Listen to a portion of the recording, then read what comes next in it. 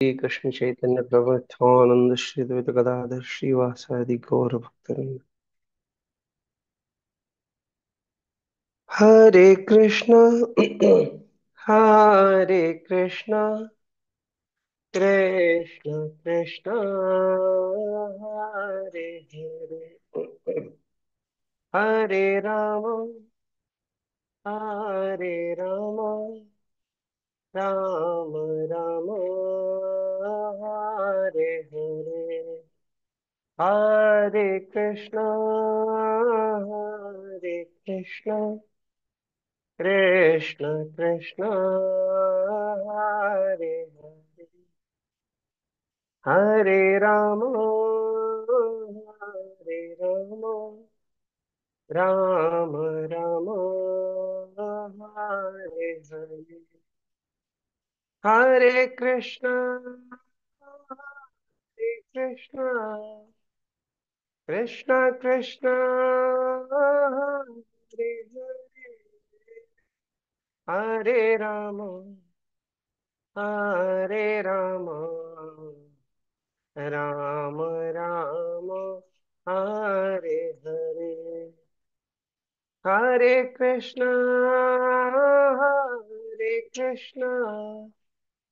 कृष्ण कृष्ण हरे हरे हरे राम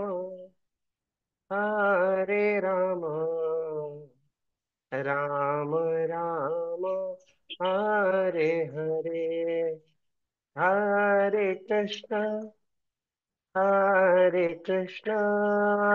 कृष्ण कृष्ण हरे हरे हरे राम राम राम हरे हरे हरे कृष्ण कृष्ण कृष्ण हरे हरे हरे राम राम राम हरे हरे जय प्रभुपद प्रभुपद प्रभुपद जय प्रभुपद गुरुदेव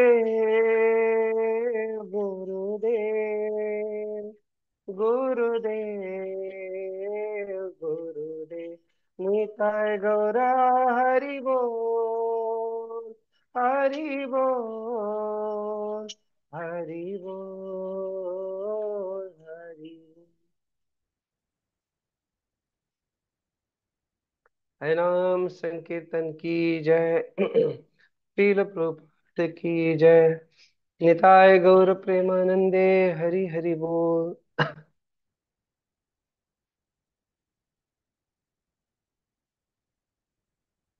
हरे कृष्णा सर्व भक्तांच्या आजच्या श्री शुभनिष्ठा कक्षेमध्ये स्वागत। आपण प्रार्थना म्हणू।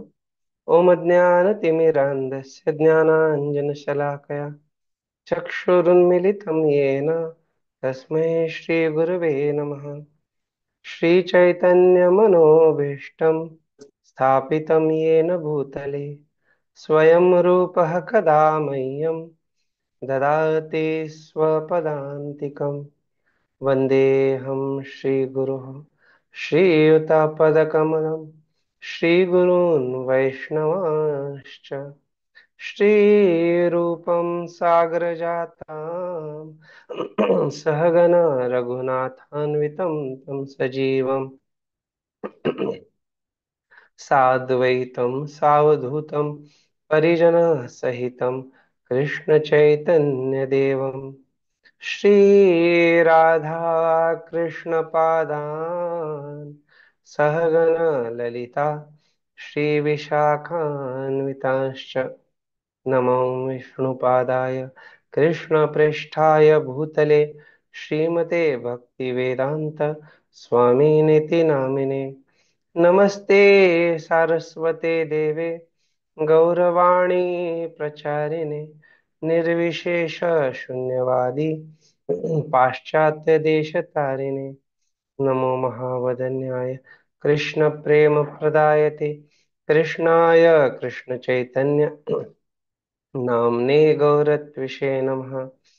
हे कृष्ण करुणा सिंधु दीनबंधो जगत्पते गोपेश गोपिका कांत राधा कांत नमोस्तुते।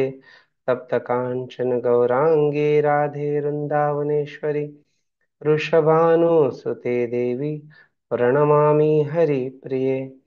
वाञ्छाकल्पतरुभ्यश्च कृपा सिन्धुभ्य एव च पतितानां पावनेभ्यो वैष्णवेभ्यो नमो नमः।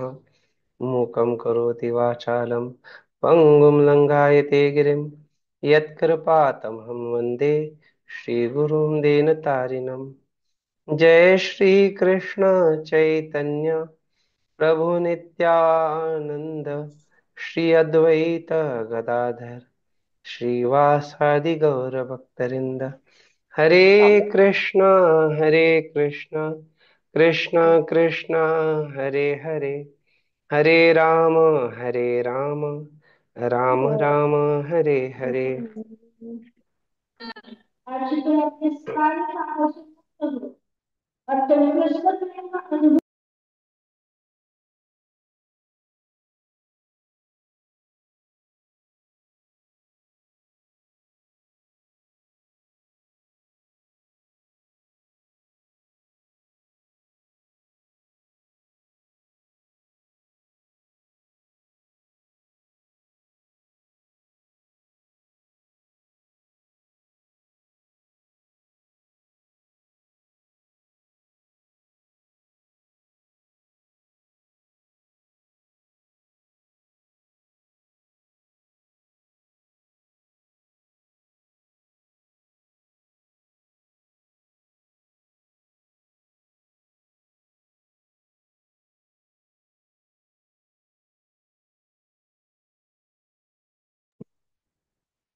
आवाज येत नाही प्रभूजी. आता येतोय आवाज? हा येतोय प्रभू. आता आला. हो.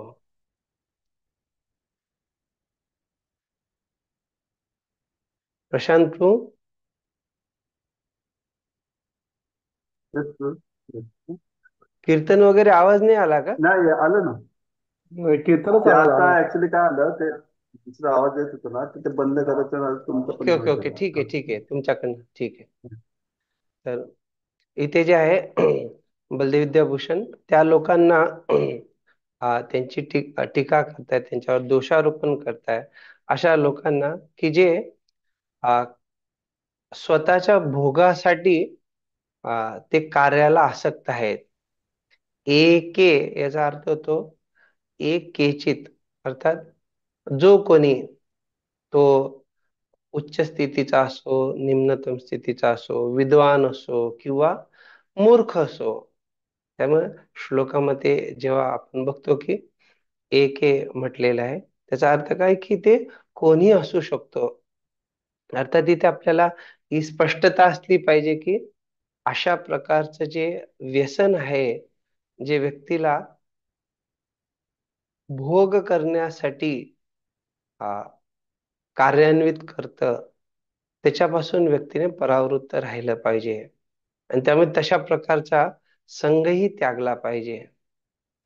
इथे जेव्हा आत्महना म्हटलं आहे तर ते लोक जे पुन्हा पुन्हा जन्ममृत्यूच्या चक्रात सापडतात का, तर कारण त्यांना खूप सारा भोग करण्याची इच्छा असते आणि मृत्यूनंतर प्रेत्य हे जे असे आत्मा आहेत ते त्या प्रकारच्या लोकांना प्राप्त करतात. ते कुठले लोक आपण चर्चा केली.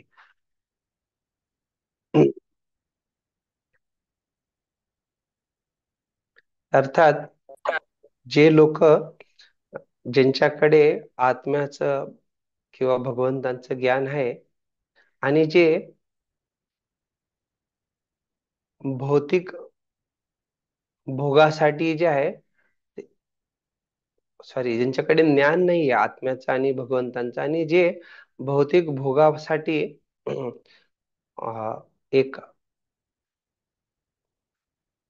व्यसनी बनून जातात, तर ते लोक अशा प्रकारच्या आसुरी लोकांमध्ये, जिथे अ,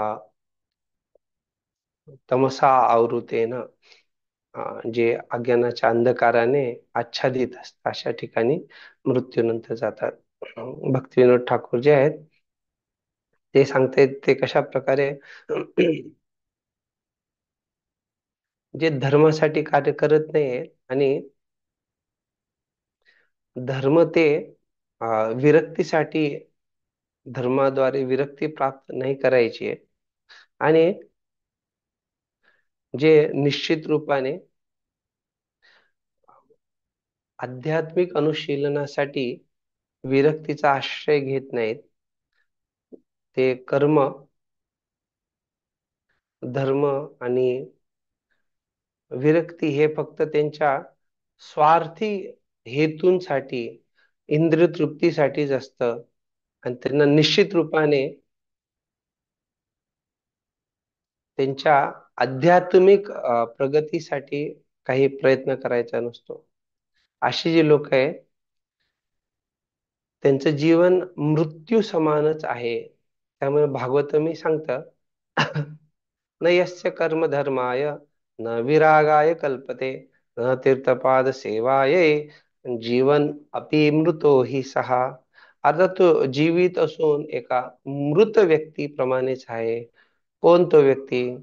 जो व्यक्ती ज्याचं कार्य त्याला धार्मिक, न यस्य कर्म धर्माय, अर्थात धार्मिक जीवनासाठी त्याचं कार्य त्याला प्रेरित करत नाहीये, आणि न विरागाय कल्पते, आणि जो व्यक्ती अशा प्रकारे धार्मिक कार्यातून तो विरक्तीच्या स्तराला, विराग प्राप्त करत नाहीये, आणि असा व्यक्ती जो विरक्तीच्या स्तराला आहे, त्याला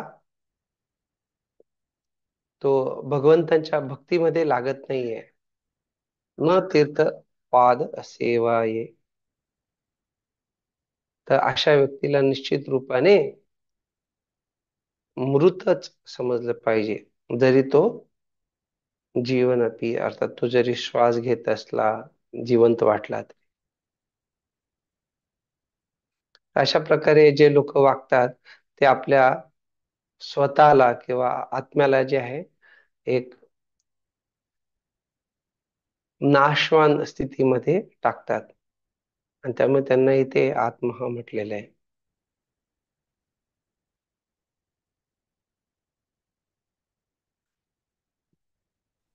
तर जेव्हा कार्य जे आहे ते फक्त शरीर निर्वाहासाठी, पण भगवंतांच्या संबंधात केले जातात या जगात राहताना, तर निश्चित रूपाने ते फक्त नावाला कर्म असतात. ते निश्चित रूपाने, कारण भगवंतांच्या प्रित्यर्थ, भगवंतांच्या सेवेत केल्याने ते जे आहे सेवेमध्ये परिवर्तन होतं त्याच. मंत्र 4. अनेजदेकं मनसो जवीयो नैन देवा आप्नुवन् पूर्वमाशत् तद्धावतोऽन्यान् अत्येति तिष्ठत् तस्मिन् अपो मातरिश्वा ददाति. होते मग. हरे कृष्ण प्रभूजी, दंडवत प्रणाम. भाषांतर. भगवंत जरी आपल्या धामात स्थित असले तरी ते मनापेक्षा अधिक वेगवान आहेत व इतर सर्वांना ते धावताना मागे टाकू शकतात. शक्तिशाली देवताही त्यांच्या जवळ येऊ शकत नाही. ते जरी एका जागी स्थित असले तरी वायू व पाण्याचा पुरवठा करणाऱ्यांवर त्यांचे नियंत्रण असते. भगवंत सर्वश्रेष्ठ आहेत. तात्पर्य. तर आपण सर्वात जे महान आहे, एक मिनिट, इथे तुम्ही बघू शकतात की हा जो श्लोक आहे, श्लोक वाचूनच आपल्याला थोडी एक अंदाज येऊ शकतो की या श्लोकामध्ये कशा प्रकारची भाषा दिसते. जसं आपण पहिले शांतीपाठ बघितला, पहिला श्लोक बघितला जिथे परम सत्याबद्दल बघितला आपण, दुसरा आणि तिसरा जो श्लोक होता त्याच्यामध्ये दुसरा श्लोक हा अन्वय, अर्थात जे मंत्र 1 मध्ये दिले त्याच्यानुसार वागल्याने काय होणार. व्यतिरेक करतात मंत्र 3 मध्ये मंत्र 1 नुसार न वागल्याने काय होणार याची आतापर्यंत आपण चर्चा केली. आता हे जे चौथा आणि पाचवा हा श्लोक आहे, हे वर्णन करतंय की परमसत्य आहे काय. श्लोकामध्ये जेव्हा सांगितलंय तेव्हा आपल्याला भगवंतांची एक अचिंत्यत्व जे आहे त्याची एक जाणीव होते. कशा प्रकारे देवी देवताही त्यांच्यापर्यंत पोहोचू शकत नाही, अर्थात नैन देवा आपणून पूर्व. आणि ते जरी एका ठिकाणी असले ते कशा प्रकारे बाकी अन्य जे वेगवेगळे नियंत्रक आहेत त्यांनाही नियंत्रित करतात.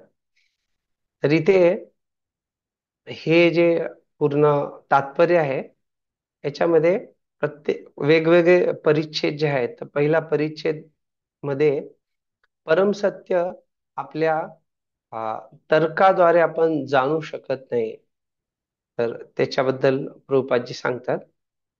दुसरा जो परिच्छेद आहे त्याच्यामध्ये जे प्रकटीकरण आहे, अर्थात त्याच्याद्वारे आपण भगवंतांना आणि त्यांच्या शक्तींना समजू शकतो. तिसऱ्या परिच्छेद मध्ये कसं भगवंतांची शक्ती त्यांच्यापासून अभिन्न आहे याची चर्चा प्रभुपादजी करतात. चौथ्या श्लोकामध्ये चौथ्या परिच्छेद मध्ये जरी आपण सीमित असलो तरी आपण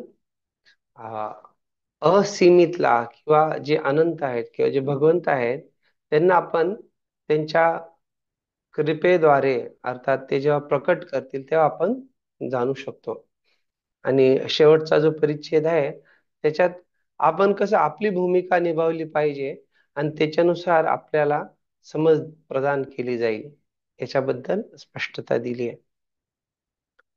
ठीक आहे, माताजी वाचा. तात्पर्य. सर्वात महान तत्वज्ञानी सुद्धा पूर्ण पुरुषोत्तम भगवंतांना तर्काने जाणू शकत नाही. केवळ भगवत भक्तच भगवंतांच्या कृपेने त्यांना जाणू शकतात. ब्रह्मसंहितेत 5.34 सांगितले आहे की एका अभक्त तत्वज्ञानाने मनाच्या किंवा वायूच्या वेगाने शेकडो कोट्यावधी वर्ष प्रवास केला तरी सुद्धा परमसत्य आपल्यापासून फार फार दूर असल्याचे त्याला आढळून येईल. ब्रह्मसंहितेत 5.37 पुढे असेही म्हटले आहे की पूर्ण पुरुषोत्तम भगवंतांचे स्वतःचे गोलोक नामक दिव्य धाम आहे. भगवंत तेथे वास करतात आणि आपल्या बरोबर दिव्य लीला करतात.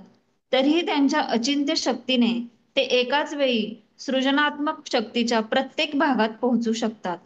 विष्णू पुराणात त्यांच्या शक्तींची तुलना अग्नीपासून निघणाऱ्या उष्णता व प्रकाशाबरोबर केलेली आहे. अग्नी एकाच जागी उपस्थित असूनही आपली उष्णता व प्रकाश सर्व ठिकाणी पसरवू शकतो. त्याचप्रमाणे भगवंत जरी स्वतःच्या दिव्य धामात स्थित असले तरी ते आपल्या विभिन्न शक्तींना सर्वत्र वितरित करू शकतात. इथे प्रभुपादजी जे आहे ब्रह्मसंहितेचे 2 श्लोक उद्धरण करतायत. जे 34वा श्लोक आहे, पंथास्तु कोटिशतवत्सर संप्रगम्यो वायोरथापि मनसो मुनिपुङ्गवानां सोऽप्यस्ति यत्प्रसीदस्म्य अविचिन्त्य तत्त्वे गोविंदमादिपुरुषं तमहं भजामि. कशा प्रकारे सांगतात की जरी कोणी कोटी शतवत्सर संप्रगम्यो, कोणी वायूच्या रथाने जरी खूप काळ तर अर्थात जेव्हा आपण बघतो वायू किंवा मनाचा जो गती असतो तो खूप तीव्र किंवा खूप जलद गती असते. जेव्हा आपण बघतो की परशुराम युद्ध करायचे तर ते मनाच्या गतीने युद्ध करायचे आणि थकले की वायूच्या गतीने युद्ध करायचे. तर अर्थात ही गती खूप तेज गती आहे. जसं बसल्या बसल्या एखाद्या व्यक्तीने विचार केला की मी आता अमेरिकेत भगवंतांची आराधना करतोय कुठल्या एखाद्या मंदिरात किंवा जे, तर आपण असा विचार केला तर आपण तिथे जाऊ शकत नाही. पण असे काही सिद्ध लोक असतात की जे त्या गतीने जाऊही शकतात. पण तरी असं सांगितलंय की अशी लोक जी आहेत ते भगवंतांच्या चरण कमलांपर्यंतही पोहोचू शकत नाही. त्यामुळे या श्लोकाद्वारे आपल्याला स्पष्टता येते कशा प्रकारे आपण जे आहोत खूप नगण्य आहोत. आणि इथे प्रभुपादजी जेव्हा 37वा श्लोक सांगतायत हे वर्णन करताना स्पष्टीकरण देतात कशा प्रकारे भगवंतांचं स्वतःचं धाम आहे गोलोक वगैरे. तर या श्लोकाद्वारे ते अजून छान समजतं. आनंद चिन्मय रस प्रतिभाविताभिस्ताभिर्य एव निज रूपतया कलाभि गोलोक एव निवसति अखिलात्मभूतो गोविंदमादि पुरुषम त्वम. अर्थात या इथे जे सांगतायत कशा प्रकारे जे गोलोक भगवंतांचं जे धाम आहे तिथे भगवंत निवास करतात. अर्थात प्रभुपादजी इथे जेव्हा हे सर्व वर्णन करत आहेत कशा प्रकारे हे तत्वज्ञानी लोक असतील यांच्यासाठी भगवंतांपर्यंत पोहोचणं कठीण आहे. पण निश्चित रूपाने भक्त त्यांना जाणू शकतात. आणि कितीही व्यक्ती प्रयत्न केला तरी तो परम सत्यापर्यंत पोचू शकत नाही त्याच्या स्वतःच्या प्रयत्नाने. भगवंत तिथे कशा लीला करतात ते सर्व इथे प्रभुपादजी सांगतायत. आणि भगवंत जरी त्यांच्या धामात निवास करत असले तरी त्यांच्या शक्तींद्वारे ते निश्चित रूपाने सर्व ठिकाणी ते जाऊ शकतात. तर हे कधी कधी लोकांना समजणं थोडं कठीण जातं. तर आपणापैकी कोणी सांगू शकेल का की भगवंत जर त्यांच्या धामात इथे स्पष्ट दिलंय गोलोक धामात राहतात तर ते कशा प्रकारे बाकी अन्य ठिकाणी उपस्थित असू शकतात एकाच वेळी?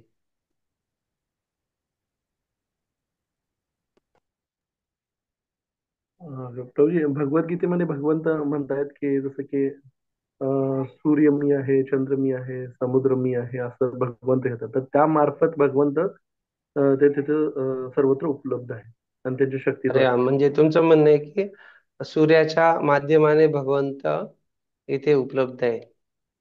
हा, म्हणजे भगवंत तिथे म्हणतात ना की मी आहे, मी आहे, मी आहे, स्वतः म्हणतात भगवद्गीतेमध्ये. वा वा. अजून कोणी सांगू इच्छित?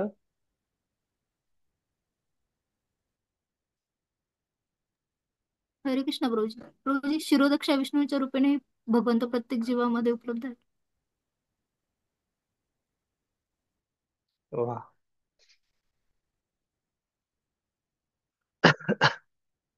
प्रभुपादजी जे आहेत ते विष्णू पुराणात हे जे कोटेशन सांगतात खूप सुंदर आहे समजायसाठी.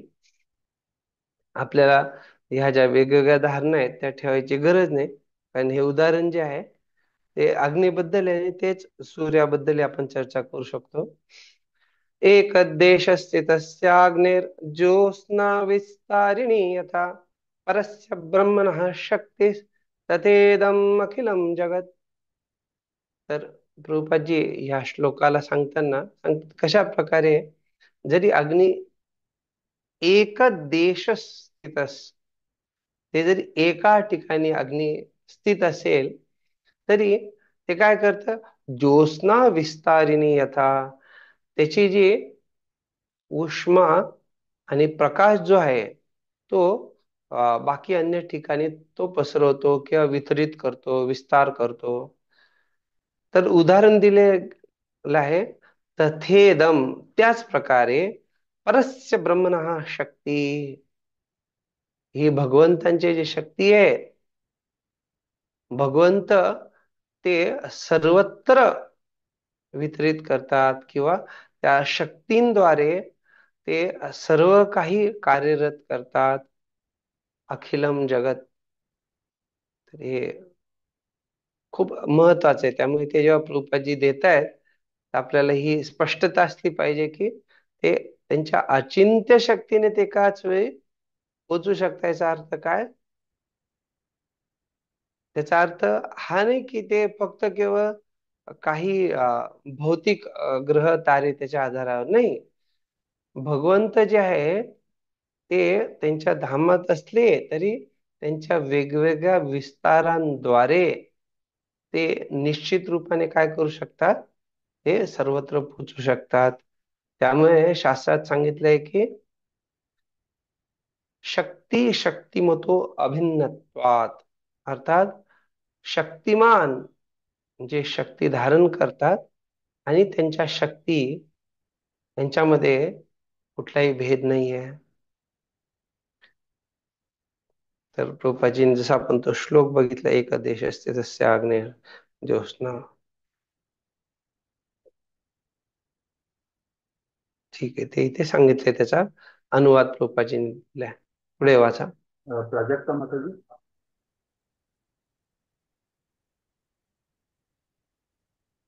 प्राजक्ता व्यक्त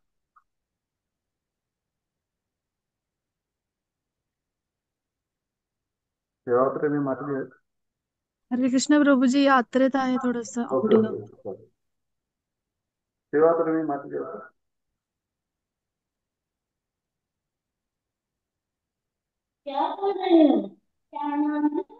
पेटकर माताजी असतात.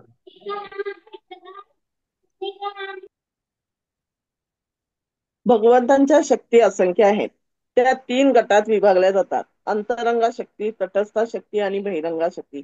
या प्रत्येक गटात हजारो लक्षावधी उपगट आहेत. वायू, प्रकाश, पाऊस इत्यादी नैसर्गिक घटनांवर नियंत्रण ठेवणाऱ्या शक्तिशाली देवता भगवंतांच्या तटस्थ शक्तीच्या अंतर्गत येतात. मनुष्यासहित इतर निम्नस्तरीय जीव भगवंतांच्या तटस्थ शक्तीची निर्मिती आहेत. भौतिक सृष्टी भगवंतांच्या बहिरंगा शक्तीची निर्मिती आहे व परमयोम किंवा भगवद्धाम यांच्या अंतरंगा शक्तीतून प्रकट होते. पुढचा वाचू. तर ह्या ज्या 3 शक्ती आहे त्या निश्चित रूपाने तुम्ही पूर्वी याची चांगली भगवद्गीतेच्या अध्ययनात वगैरे चर्चा केलीच असेल. आपण जे थोडं इथे जीवाची जी चर्चा आहे ती थोडी करू आणि मग पुढचं वाचू. तर आपण बघतो छांदोग्य उपनिषदामध्ये खूप सुंदर उदाहरण दिलेलं आहे. नस्य नस्य जरया जीर्यति न वधेनस्य हन्यते एतत् सर्वं ब्रह्मपुरम् अस्मिन् कामः समाहितः एष आत्मा अपहत पाप्मा विजिरो विमृत्युः विशोको विजिगित्सो अपि पासः सत्यकामः सत्यसंकल्पः. तर इथे खूप सुंदर सांगितले कशा प्रकारे जे शरीर आहे त्याला म्हातारपण येतं, पण आत्म्याला नाही. नस्य जरया जिर्यती, अर्थात शरीर जे आहे त्याला म्हातारपण येते, पण आत्मा म्हातारा होत नाही. न वधेनस्य हन्यते, आत्म्याचा वध नाहीये पण शरीराचा हन्यते, शरीर जे आहे ते नाश होत. निश्चित रूपाने आत्मा जो आहे शाश्वत आहे आणि सर्व प्रकारची शुभता त्याच्यामध्ये आहे. ब्रह्मपुरास्मिन् काम समाहित.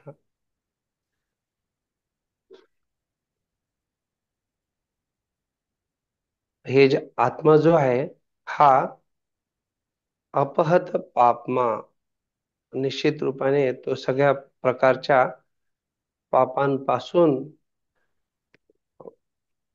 मुक्त आहे. त्याला विमृत्यू विशोको, त्याला ना मृत्यू आहे ना त्याला शोक आहे. विजिगित्सो अपि पाशः, निश्चित रूपाने तो जो आहे शोकापासून, भुकेपासून तो मुक्त आहे. त्याला कुठल्या प्रकारचं पिपासा अर्थात तहान पण लागत नाही. तो तहानेपासूनही मुक्त आहे. तो कशा प्रकारचे सत्य काम, हा त्याच्या इच्छा ज्या आहे त्या सत्य होतात आणि सत्य संकल्प, त्यांचे जे संकल्प आहेत ते सत्य होतात. अशा प्रकारे हे छांदोग्य उपनिषद 8:1-5 मध्ये दिले आहे. आणि त्याच उपनिषदामध्ये 8:12-1 मध्ये सांगितलंय कशा प्रकारे शरीर जे आहे ते मृत आहे आणि हे आत्म्याचं निवासस्थान आहे, जे अमर आणि अशा प्रकारच्या देहहीन आहे, भौतिक देहहीन. आणि त्यामुळे जेव्हा जीवात्मा अशा शरीरात येतो तेव्हा तो वेगवेगळ्या आनंद आणि दुःखाचा शिकारी बनतो. जोपर्यंत तो देहाभिमान बाळगून असतो तोपर्यंत तिथे आनंद आणि दुःख, सुख दुःख ह्या द्वंद्व चालू राहतात. पण जेव्हा कर्मामुळे आत्मा जो आहे या शरीरापासून वेगळा केला जातो त्यावेळेस त्याला हे सुख दुःख स्पर्श करत नाही. जीवाचं जे सचेत स्वभाव आहे त्याच्या शाश्वतेबद्दल श्रील प्रभुपादजी भगवद्गीतेच्या 2ऱ्या अध्यायातल्या 20व्या श्लोकामध्येही सांगतात, जिथे त्यांनी कठोपनिषदाचा सांगितलंय, न जायते म्रियते वा विपश्चिन नायम कुतश्चिन न बभूव कश्चित अजो नित्यः शाश्वतोयम पुराणो न हन्यते हन्यमाने शरीरे. तर गीताचा अशा प्रकारचा श्लोक आहे, न जायम ते म्रियते वा कदाचित नायम हत्वा. तो तर याचा अर्थच असा आहे की कशा प्रकारे त्या श्लोकामध्ये न जायते म्रियते वा कदाचिन आणि ते कठोपनिषदच्या श्लोकामध्ये हे अंतर आहे की विपश्चिन हा जो शब्द आहे इथे कदाचिनच्या ऐवजी वापरला गेलाय. कदाचित तिकडे म्हटलं, इथे विपश्चिन म्हटलेलं आहे. आणि विपश्चित अर्थात की जो व्यक्ती विद्वान आहे किंवा ज्या व्यक्तीकडे ज्ञान आहे, तर निश्चित रूपाने आत्मा जो आहे हा ज्ञानमय आहे, तो सचेत आहे. तर जे चेतना हे एक आत्म्याचं लक्षण आहे. त्यामुळे यज्ञवाल्क जे आहेत ते बृहदारण्यक उपनिषद मध्ये 4:3-7 मध्ये सांगतात, यो यम विज्ञानमय प्राणेषु हृदि अंतर्ज्योतिः पुरुषः. हा जो आत्मा हृदयामध्ये विद्यमान आहे, तर तो कसा आहे, विज्ञानमय. हा काय, त्याच्याकडे ज्ञानमय आहे, तो त्याच्याकडे ज्ञान आहे. आणि तो प्राणेषु हृदि अर्थात तो सूक्ष्म जे इंद्रिय आहेत तिथे वास करतो. आणि तो कसा आहे, अंतर्ज्योतिः पुरुषः. तो हृदयामधला एक ज्योती प्रमाणे आहे. इथे जे आहे कशा प्रकारे जीव हा ब्रह्मन मध्ये स्थित आहे. मुंडक उपनिषद पण 2:1-1 मध्ये सांगतात, यदा सुदीप्त पावकात विस्फुलिंगः सहस्रशः प्रभवन्ते स्वरूपः तदा अक्षरत् विविधः सौम्य बहवः प्रजायन्ते तत्र चैवापि यान्ति. ज्या प्रकारे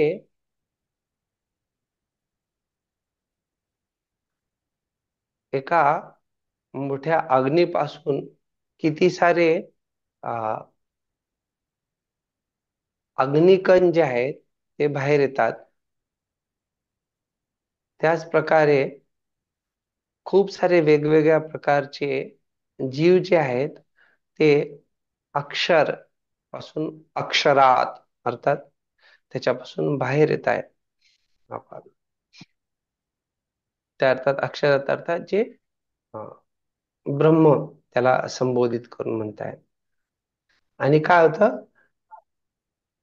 ते पुन्हा त्याला प्रजायन्ते, ते पुन्हा त्याला प्राप्त होतात. आणि याचे जे वर्णन आहे त्याचा आकार वगैरे ते तुम्ही गीतेत शिकल्यात. बालाग्र शतभागस्य किंवा केशाग्र शतभागस्य.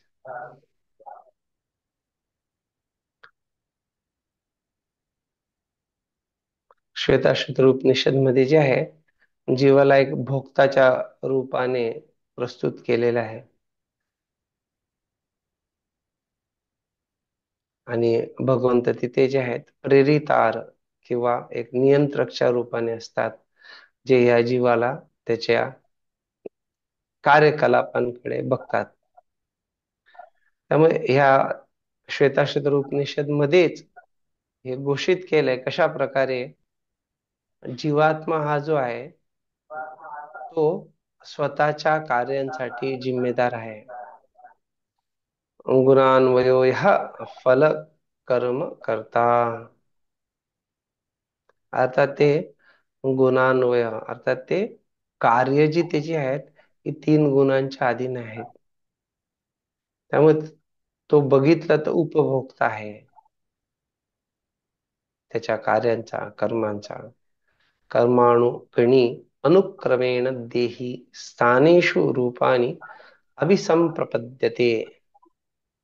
त्यामुळे असं म्हटलंय कशा प्रकारे अनुक्रमेण हा जीव जो आहे क्रमशः वेगवेगळ्या परिस्थिती स्थानेषु वेगवेगळ्या जागेत वेगवेगळ्या प्रकारचे रूपाणी रूप धारण करतो. कशा प्रकारे त्याच्या कर्मानुगणी अर्थात त्याने जे कर्म केलेले आहेत त्या गतिविधीनुसार त्याला त्या स्थिती प्राप्त होतात.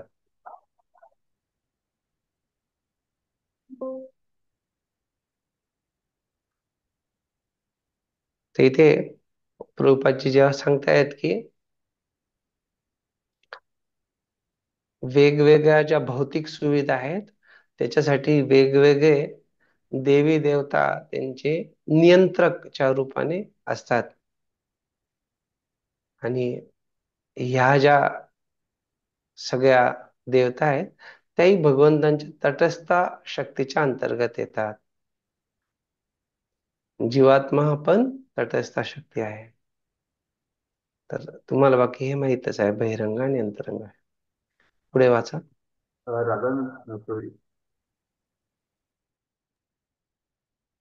अशा प्रकारे भगवंतांच्या विभिन्न शक्ती सर्वत्र स्थित असतात. भगवंत आणि त्यांच्या निर्णय नसले तरी कोणीही असा चुकीचा विचार करू नये की या शक्तीच परमसत्य आहेत किंवा भगवंतांची निराकार रूपात सर्वत्र वाटणी झाली आहे किंवा त्यांचे साकार रूप अस्तित्वात राहत नाही.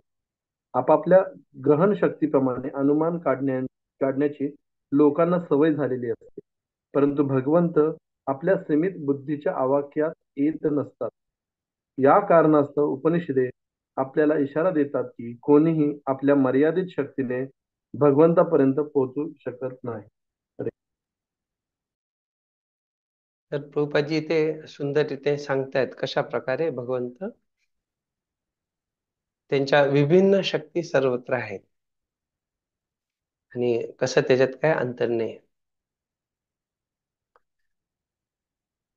हे वाटणी झाली आहे हे आपल्यापैकी कोणी सांगू शकतं का की याला तुम्ही जे काय आपण अध्ययन केलं त्याच्या आधारावर कसं खंडन होऊ शकतं?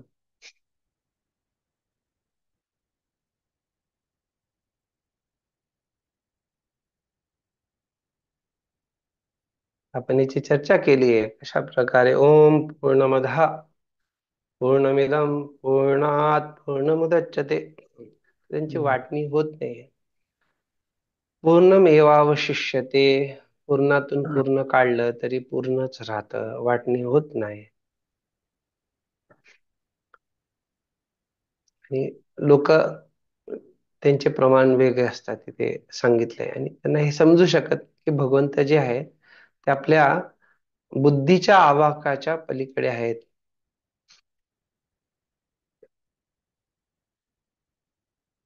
तर आपण जसं चर्चा केली होती, जीवात्मा आणि भगवंतांमध्ये किंवा ब्रह्म जे आहेत, अशा प्रकारे समाने वृक्षे पुरुषो निमग्नो, अर्थात एकाच वृक्षावरती हे दोन्ही विद्यमान असतात.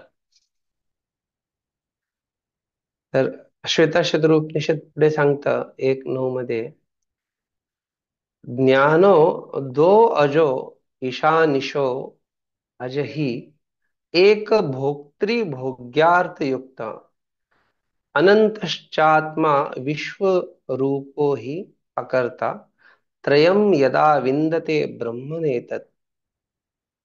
इथे द्वो अजो, दोन अज अर्थात अजन्म आहेत सांगितलं आहे. त्यातला एक जो आहे तो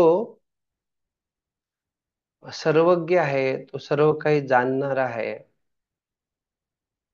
पण दुसरा जो आहे तो सांगितलंय की तो अज्ञ आहे.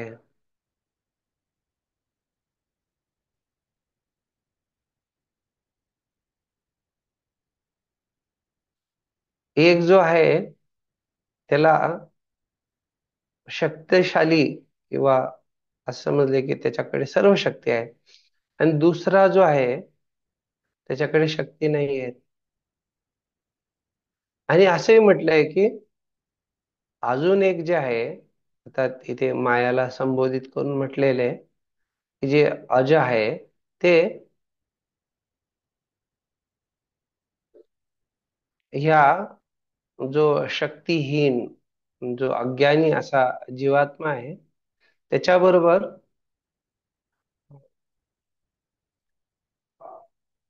म्हणजे त्यांच्या कार्यामध्ये समाविष्ट आहेत, जेणेकरून आत्मा जो आहे इंद्रिय विषयांच्या सुखाच्या मागे लागलेला आहे.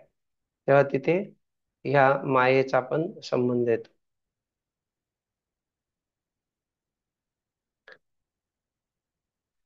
जेव्हा इथे अकर्ता म्हटलेलं आहे, तर परमात्मा रूपाने जे आहेत भगवंत, ह्या ब्रह्मांडाचे परमात्मा, ते अकर्ताच आहेत. जेव्हा व्यक्ती अशा प्रकारे य अकर्ता त्रयम यदा विंदते, ज्या व्यक्तीला या तिन्हींमधला फरक समजतो, तेव्हा तो व्यक्ती जो आहे तो मुक्त आहे असं समजलं पाहिजे. विंदते ब्रह्मने येतात.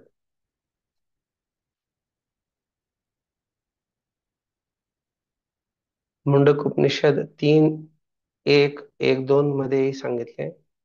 हे आपण भगवद्गीतेत शिकले असाल. द्वास उपन्ना सायुज्य सखया समानम वृक्षम परिषस्वज्यते तयोर अन्या पिप्पलम स्वाद्वाति अनाशन अन्यो चक्षिती.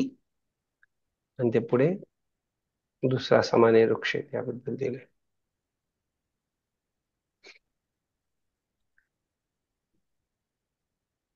कठोपनिषद आणि श्वेताश्वतर उपनिषद जे आहे हे कशा प्रकारे भगवंत हे सर्वांचे पालन करताहेत ते समजायसाठी कठोपनिषद 2:2-13 मध्ये नित्यानाम श्लोकाबद्दल सांगतात. आणि श्वेताश्वतर उपनिषद जे आहे त्याच्या मध्येही नित्यानाम सारखा एक श्लोक आहे. तर दोन्ही याच्यात जे आहे काय फरक आहे ते आपण बघू.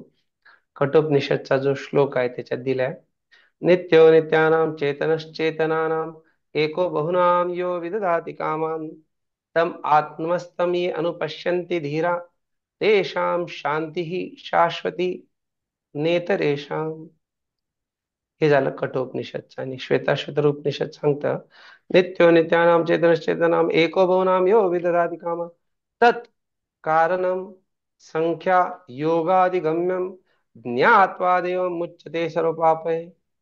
अर्थात पहिला जो अर्धा भाग आहे तो एकसारखा आहे, पण पुढचा जो भाग आहे त्याच्यात अंतर आहे.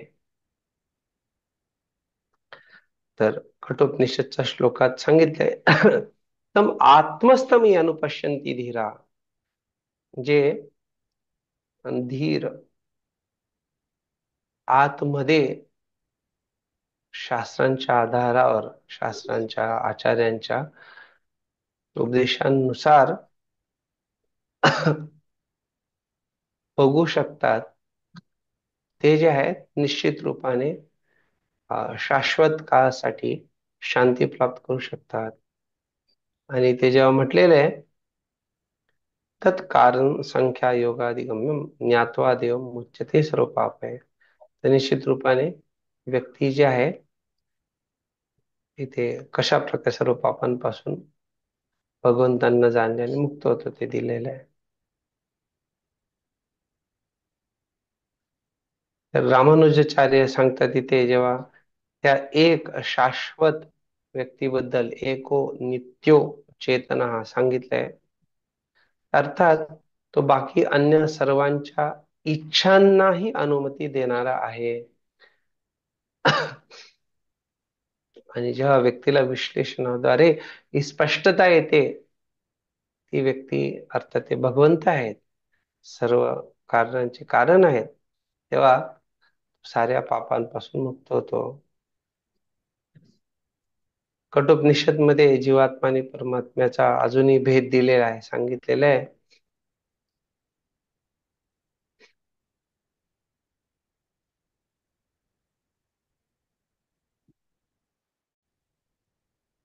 सांगितले कशा प्रकारे हे दोन्ही जे आहेत छाया आणि आतप अर्थात प्रकाश, हे प्रवेश करतात. एक जे आहे ते हृदयाच्या गुफेमध्ये आणि दुसरा जे आहे अं, सर्वोच्च स्थितीमध्ये, जे सर्वाच्या पलीकडे स्थित आहे. काहीतरी उपनिषदी सांगतं 3:1-3 मध्ये कोयम आत्मेति वयम उपासमहे कतरहा स आत्मा.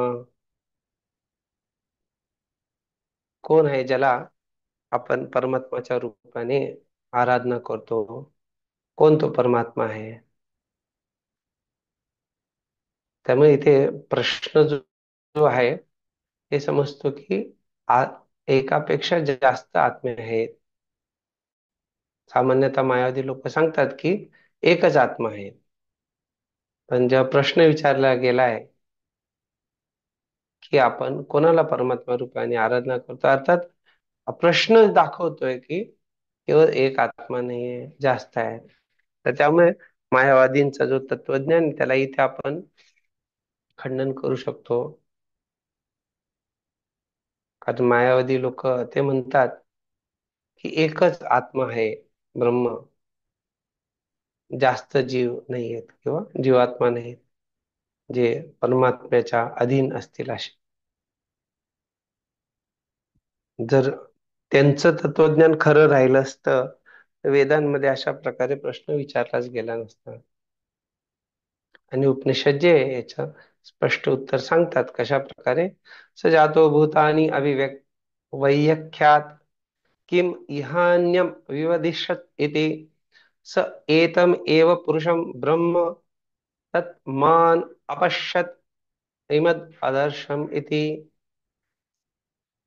तर सांगतायत की कशा प्रकारे स जातो भूतानी अभिवैख्यात, अर्थात जेव्हा जीव त्या शरीरात प्रवेश करतो तर जो व्यष्टी जीवात्मा आहे तो काय करतो की त्याला जाणीव होते भौतिक वेगवेगळ्या घटकांची, आणि तो स एतमेव पुरुषम ब्रह्म, अर्थात तो जाणीव करू शकतो की तेच जे पुरुष आहेत ते ब्रह्म जे सर्वत्र विद्यमान आहेत. ब्रह्मतत् मम अपश्यत इमम अदर्शमी.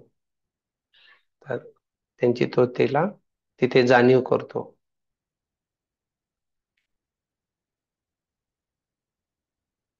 ब्रह्मवल्ली जे आहे तैत्तरीय उपनिषदमध्ये, त्याच्यामध्येही ब्रह्मचे 5 जे वैशिष्ट्य आहे त्याची चर्चा येते आणि हे खूप प्रसिद्ध आहे.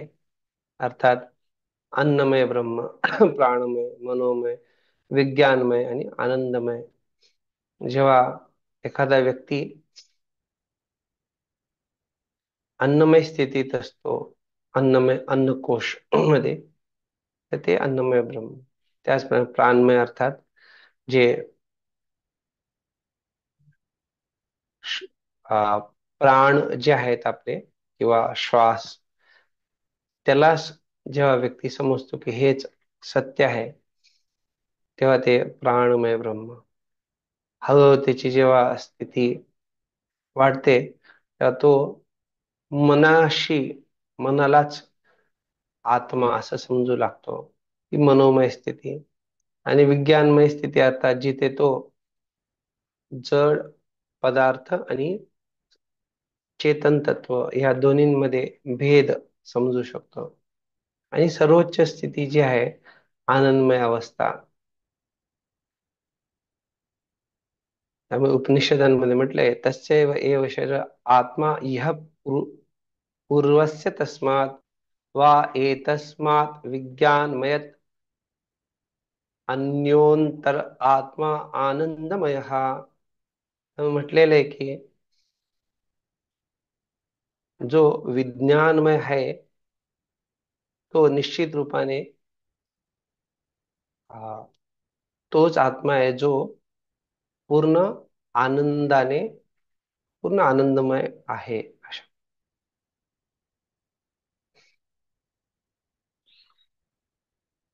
रामानुजाचार्य जे त्यांच्या वेदांत सूत्राच्या भाष्यात या आनंदमय अभ्यासात हे हे जे आहे वेदांत सूत्र आनंदमय, त्याच्यात ते सांगतात कशा प्रकारे जीवात्मा जो आहे अर्थात तो परमात्म्याचं शरीर आहे. त्यामुळे विज्ञानमय जी अवस्था आहे जीवाची, तर त्या आत्म्याचा आत्मा तो आनंदमय आत्मा जो आहे तो आहे परमात्मा.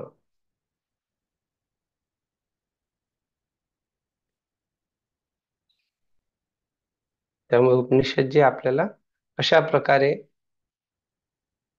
आपल्या मर्यादित शक्तींद्वारे भगवंतांपर्यंत पोहोचणं कठीण आहे सांगतात. कारण या गोष्टी ज्या आहे भगवंतांबद्दल जे आपण शास्त्रांमध्ये वर्णन बघतो, केवळ एक परमात्मा काय आहे ते समजायचं असेल तर खूप सारे वेगवेगळ्या प्रकारचं स्पष्टीकरण असेल. पण आपण बघितलं की कशा प्रकारे वेगवेगळ्या कोशांमधून सर्वोच्च कोश आणि त्याच्यामध्ये त्या विज्ञानमय आत्माचा जो आत्मा आहे, आपण बघितलं रामानुजाचार्य सांगतात कशा प्रकारे तो परमात्मा आहे म्हणून. हा पुढे वाचा.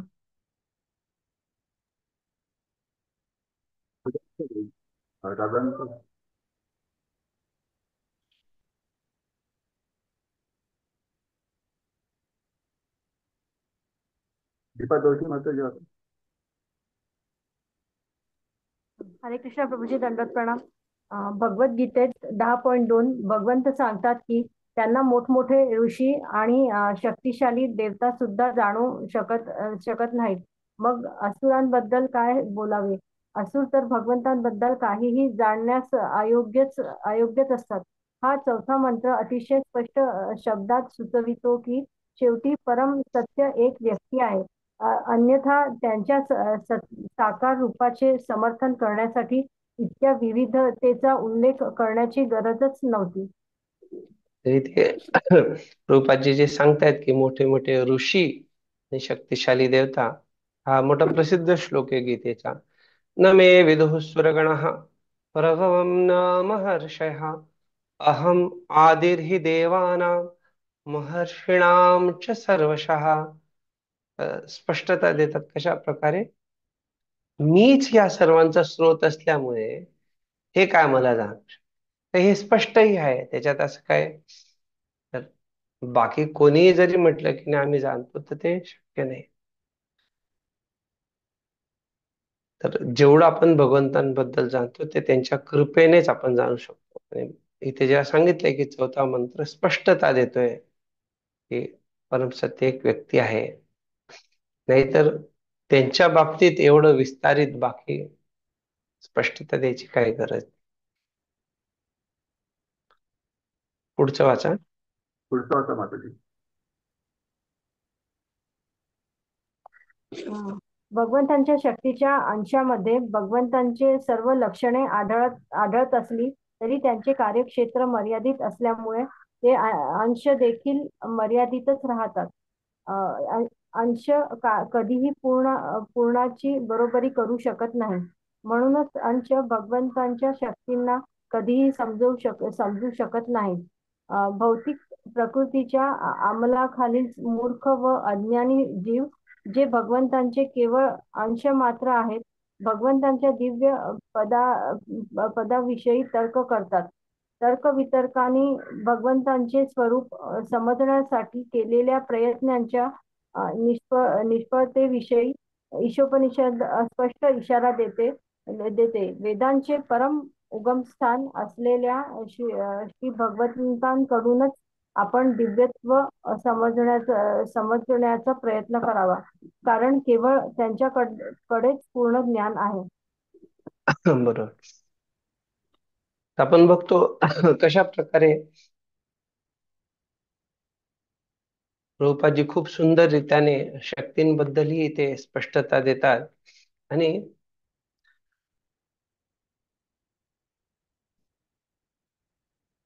हे जगत आणि भगवंतांचा कशा प्रकारे संबंध येतो, शक्तींशी कशा प्रकारे संबंध आहे.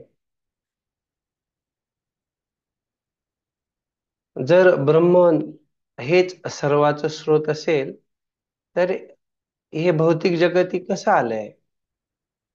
तर निश्चित रूपाने आपण बघतो की परिणाम जो आहे तो त्याच्या कारणामध्येच स्थित असतो. ज्या प्रकारे आपण बघतो की जे शेंगदाणे आहेत त्याच्यामध्ये तेल निघणं याची क्षमता पहिलेपासूनच आहे. त्यामुळे जे आपण म्हणतोय की जे कारण आहे त्याच्यामध्ये परिणाम यायची क्षमता विद्यमान असते. जर ब्रह्मामध्ये पहिलेपासूनच जड तत्व विद्यमान आहे तर त्याचा अर्थ काय झाला, ब्रह्म जे आहे त्याच्यात दोन गोष्टी आल्या, पण ब्रह्म हे काय आहे, चेतन तत्व आहे ज्याच्यामध्ये कधी विकार येत नाही, त्याचे कुठलेही विभाग अंश होत नाही. त्यामुळे मायावादी काय म्हणतात की ब्रह्म सत्य जगन मिथ्या.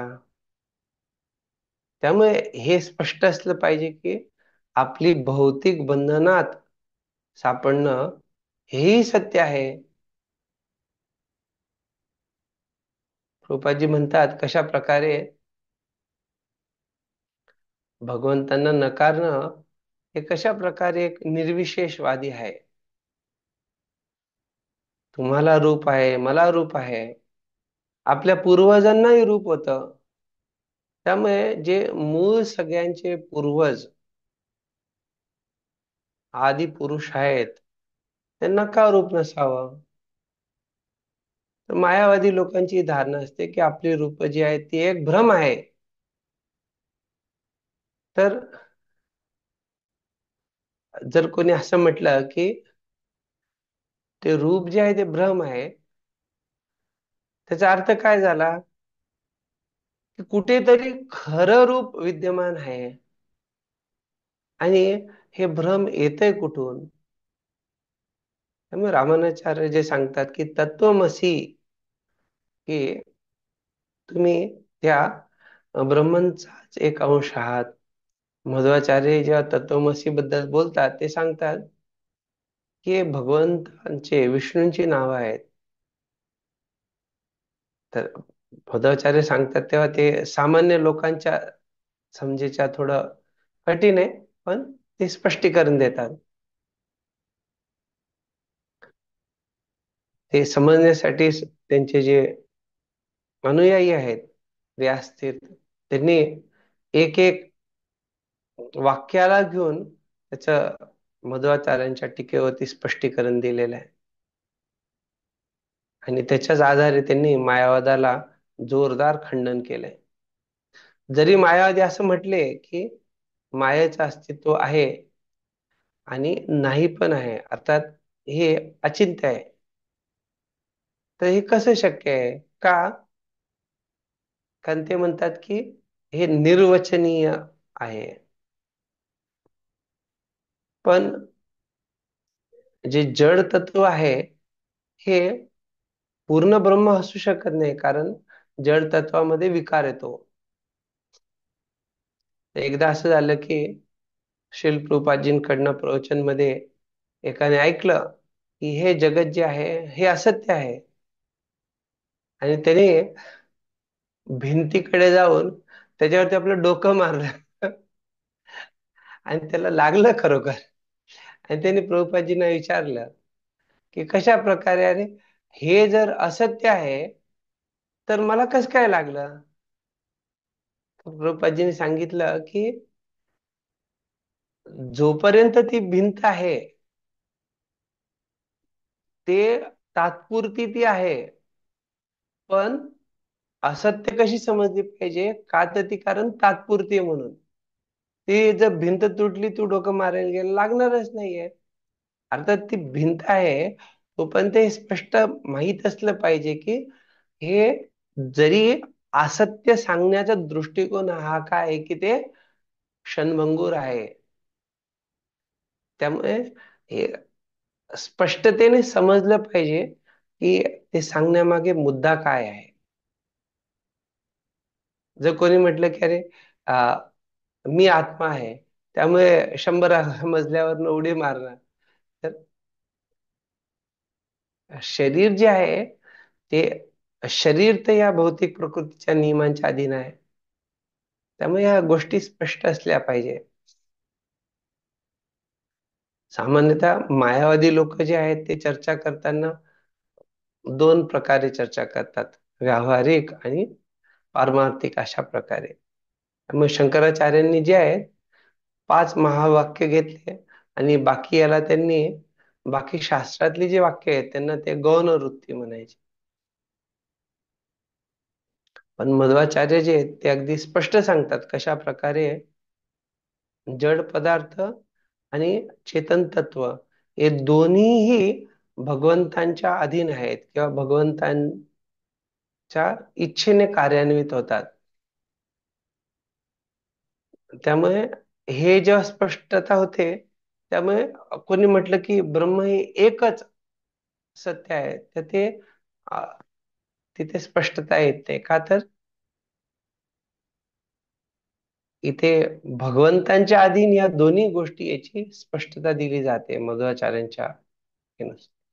पण रामानुजाचार्य जे आहे ते सांगतात कशा प्रकारे ब्रह्मन हे एक आत्म्याप्रमाणे आहे आणि हे जगत जे आहे ते शरीराप्रमाणे आहे. तर जेव्हा शरीर बदलतं तेव्हा आत्मा बदलत नाही, पण त्याच्यावरती आधारित जे जड तत्व आहे ते निश्चित रूपाने त्याच्यात बदलाव होतो. का, तर कारण शरीर जे आहे ते आत्म्यावरती निर्भर आहे. आणि हेही स्पष्ट आहे आपणास, का, तर कारण आपण बघतो कशा प्रकारे विष्णू जे आहेत हे ब्रह्मांडाचे आत्मा आहेत किंवा परमात्मा आहेत. बलदेव विद्याभूषण सांगतात की कशा प्रकारे त्याला स्वीकार करतात, पण त्याला ह्या ज्या आत्मा आणि शरीराची जी उपमा आहे त्यात काही समस्याही दिसतात. जेव्हा आत्मा हा जो आहे शरीरात विद्यमान असलं पाहिजे, मग त्याच्यामुळे काय होतं की भगवंतांचं वेगळं अस्तित्वाला नकार येतो. त्यामुळे ते उपमा देतात, जे एक देश स्थिते अग्नी, जे आपण चर्चा केली. तर त्यामुळे भगवंत अविकारी आहेत, त्यांच्यात बदलाव होत नाही, पण त्यांच्या शक्तींमध्ये निश्चित रूपाने बदलाव होतो.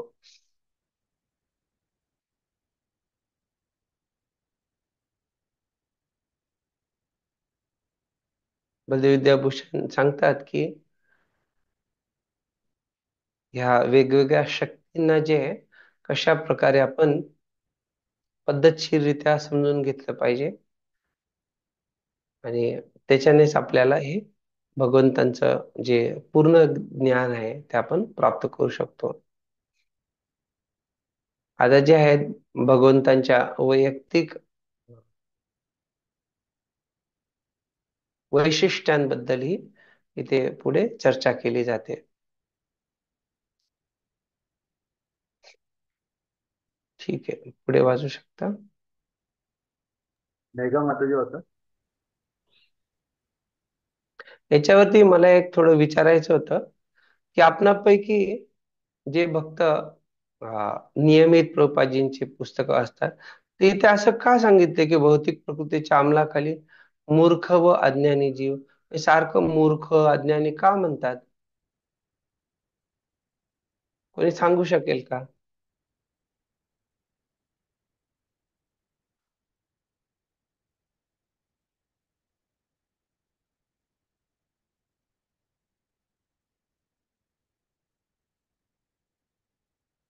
हरे कृष्ण प्रभूजी.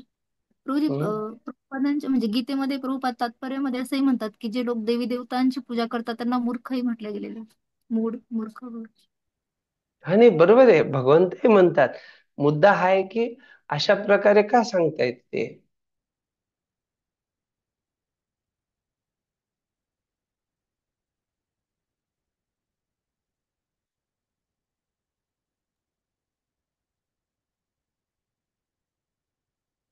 सामान्यतः भौतिक जगामध्ये असं होतं की जो हरे व्यक्ती कृष्ण प्रभू. हम्म, हरे हरे कृष्ण कृष्ण. प्रभूजी.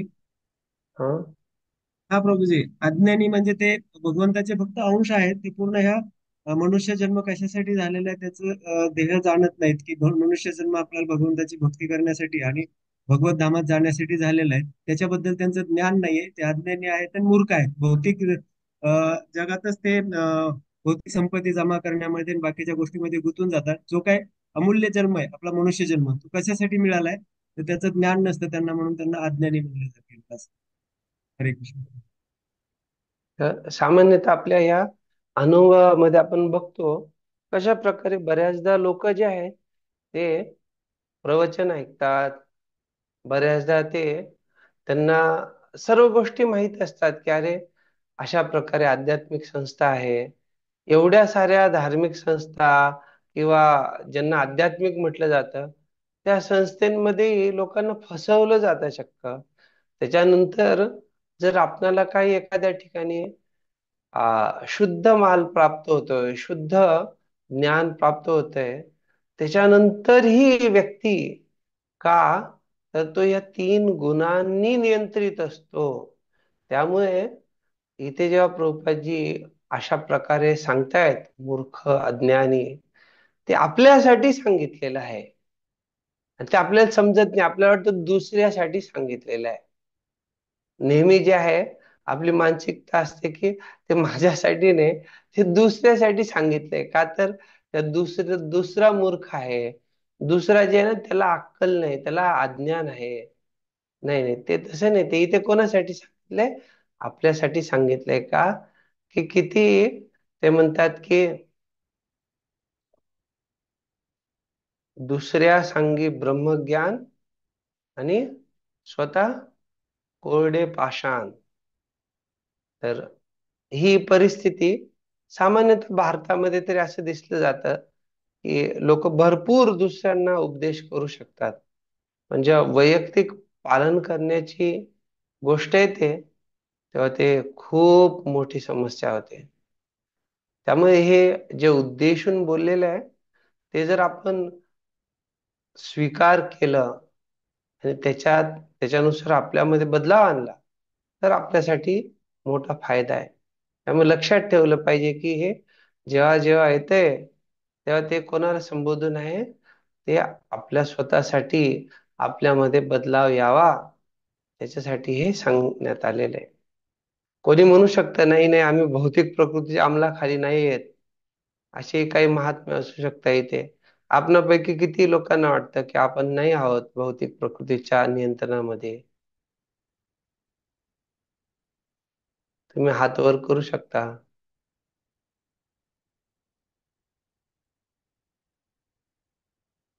हेलगे माताजी, हात वर नाही केला का? नाही प्रभूजी. ठीक आहे. तर जर आपल्याला स्पष्टता असेल की नाही आपण खरोखर भौतिक प्रकृतीच्या नियंत्रणामध्ये आहोत, तर आपल्याला ही स्पष्टता राहते की हे सर्व जे काही सांगण्यात आलेलं आहे ते आपल्याला स्वतःच्या वैयक्तिक जीवनात पण त्याचं पालन करणं गरजेचं आहे. नाहीतर ते फक्त दिव्याखाली अंधार या प्रकारे स्थिती राहते. हा, पुढे वाचा.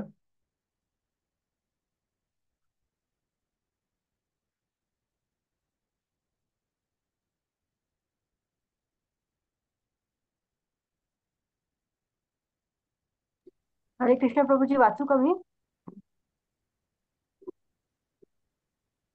पूर्णाच्या प्रत्येक अंशात भगवत इच्छेने कृती करण्याची विशिष्ट शक्ती असते. भगवंतांनी घालून दिलेल्या आपल्या कर्तव्याची विस्मृती झालेला अंश मायाधीन असल्याचे समजले जाते. अशा प्रकारे ईशोपनिषदात आपल्याला प्रथम पासूनच सावध करते की आपण भगवंतांनी नेमून दिलेल्या कार्यच केले पाहिजे.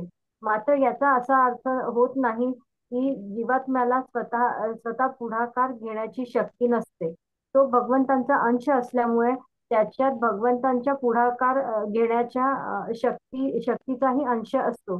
सर्व काही भगवंतांची शक्ती आहेत हे जाणून जेव्हा मनुष्य या पुढाकार घेण्याच्या शक्तीचा सदुपयोग करतो तेव्हा तो मायेच्या प्रभावामुळे गमावलेली आपली मूळ चेतनाशक्ती जागृत करू शकतो. तर आपल्यापैकी कोणी सांगू शकतं का की हे पुढाकार कशासाठी घ्यायचा असतो?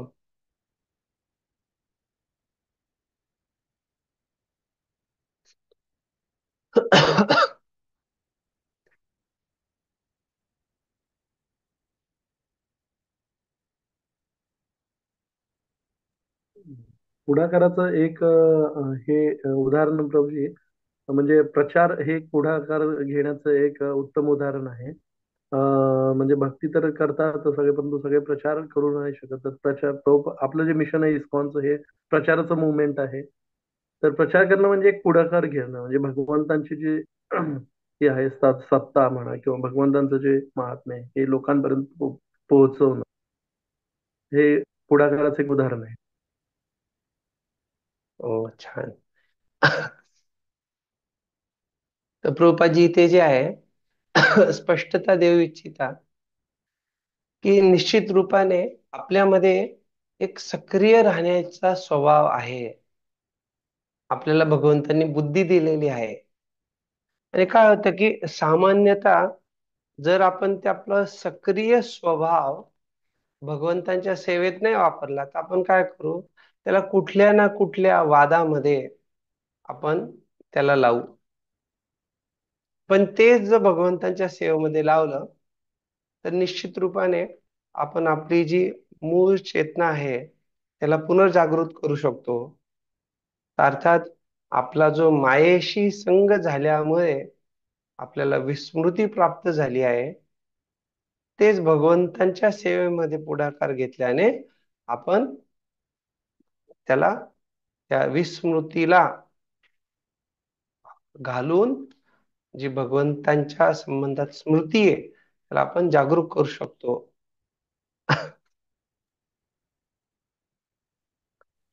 इथे प्रभुपादजी दोन्ही सांगतात कशा प्रकारे एक जो जीव आहे भगवंतांच्या इच्छेने कार्य करतो तो भगवंतांच्या अधीन असतो.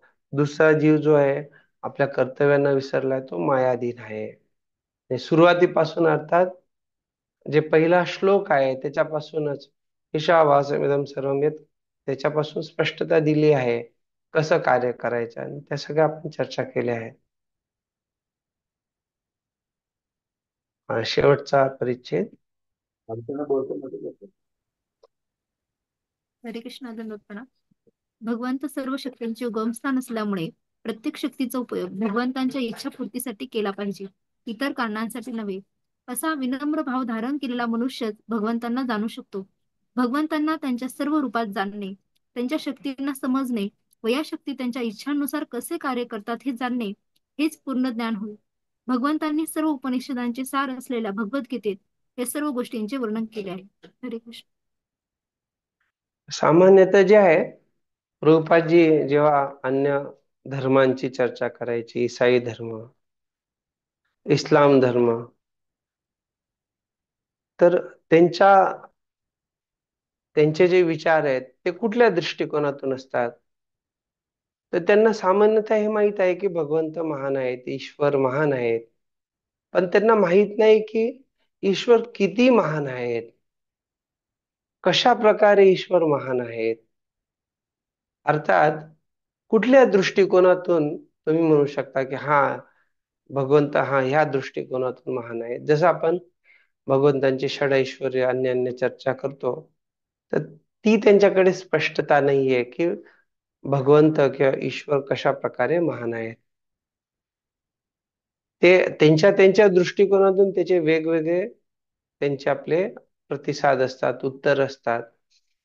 इस्लाम धर्माचे लोक म्हणतात की भगवंतांना रूप नाहीये, त्यामुळे आपण त्यांच्या महानतेला जाणू शकत नाही.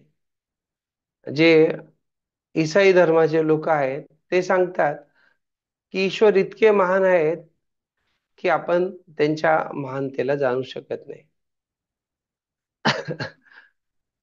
अर्थात त्यांच्या दृष्टिकोनातून ईश्वर जे आहेत, भगवंत जे आहेत ते जाणण्याच्या पलीकडे आहेत किंवा त्यांना जाणणं अशक्य आहे. त्यामुळे भगवंतांबद्दल त्यांचं जे ज्ञानाची उणीव आहे किंवा त्यांच्याकडे जे ज्ञानाची कमी आहे ही ते असं म्हणतात की भगवंतांना आम्ही जाणू शकत नाही. याद्वारे ती त्याची पूर्ती करण्याचा प्रयत्न करतात. पण वैदिक धर्मामध्ये आपण बघतो कशा प्रकारे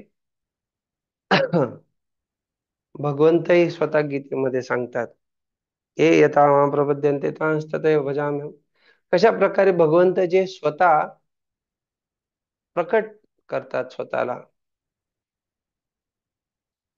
किंवा दशम अध्यायामध्ये अशा प्रकारचे सुंदर श्लोक येतात. भगवंत स्वतःला प्रकट करतात. तर भगवंत जर आपल्याला त्या प्रकारे त्यांच्याबद्दल समज नाही देतील तर त्यांच्या पूर्ण शक्तिमत्तेच्या हे विरोधाभासामध्ये आहे. जर ते पूर्ण शक्तिमान आहेत ते निश्चित रूपाने जे अंश आहेत त्यांचे जीवात्मा आहेत त्यांना त्यांच्याबद्दल ज्ञान प्रदान करू शकता.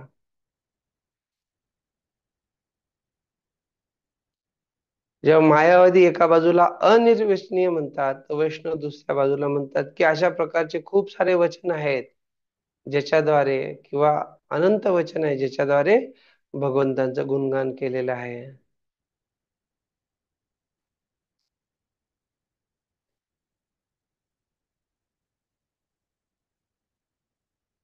यद्वा विसर्गो जनताग विप्लो यस्मिन् प्रतिश्लोकमबद्धवत्यपि नामानि अनन्तस्य यशोऽङ्कितानि यत् शृण्वन्ति गायन्ति गृह्णन्ति साधवा. तर निश्चित रूपाने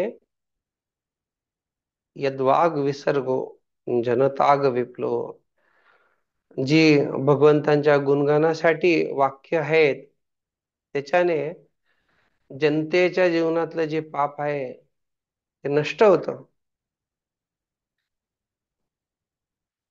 आणि प्रत्येक श्लोकाद्वारे भगवंतांच्या महानतेचं, त्यांच्या लीलांचं गुणगौरव केलं जातं. अर्थात प्रत्येक भक्त आणि असे खूप सारे शास्त्रांमध्ये भगवंतांचं सुंदर वर्णन आहे.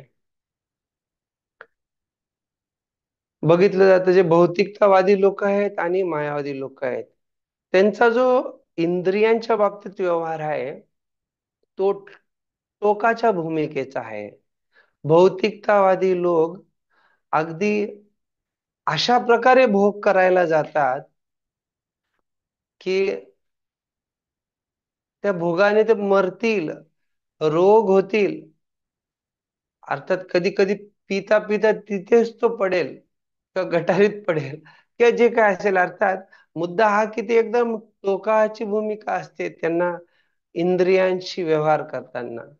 आणि जे मायावादी लोक असतात ते अशा प्रकारे इंद्रियांना क्लेशोदिक्तरस्तेषाम अव्यक्ता असक्तचेत. अर्थात ती जी लोक आहेत ते बिलकुलच इंद्रियांना एक प्रकारे इंद्रियांच्या अधीन जाऊ नये म्हणून ते खूप सतर्क राहतात. अर्थात ते त्यांना काही पुरवत नाही, चांगलं काही खात नाहीत, का तर त्यांना भीती असते. पण वैष्णवांच्या बाबतीत आपण काय बघतो, हे इंद्रिय जे आहेत ते त्यांच्यासाठी अव्यर्थ नाही आहेत. का? तर कारण इंद्रिय ऋषी ऋषिकेन ऋषिकेश सेवनम, आता ते भगवंतांच्या सेवेत लावू शकतात. आणि त्यामुळे आपली जी समज आहे, आपल्या वैदिक धारणेनुसार भगवंत जरी अचिंत्य असले तरी त्यांना सेवा अर्पण केल्यावर त्यांच्या इच्छेनुसार ते प्रकट करतात.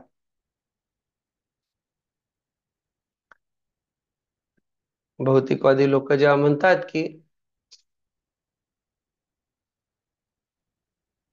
आम्ही भगवंतांवर विश्वास करत नाही आणि ते त्या प्रकारची बुद्धी देवानेच आम्हाला दिली आहे, पण ही लोक जाणत नाही की भगवंतांनी जी शास्त्र दिली आहेत ते शास्त्र समजण्यासाठी या बुद्धीचा वापर केला गेला पाहिजे. नाही की आपण आपलं काही तर्क लावणं जाणून घ्यायसाठी की नाही नाही भगवंतांनी जे आहे त्यांना अस्वीकार करण्यासाठी आम्हाला त्या प्रकारची बुद्धी दिली किंवा काहीतरी असं तर्क करणं.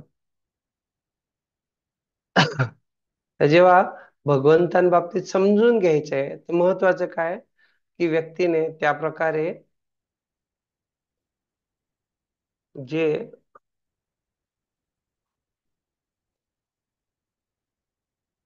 भगवंतांद्वारे मार्गदर्शिका दिलेली आहे त्याचं पालन केलं पाहिजे आणि त्याच्यानुसार ह्या यंत्राचा शरीराचा वापर केला पाहिजे, जीवन जगलं पाहिजे.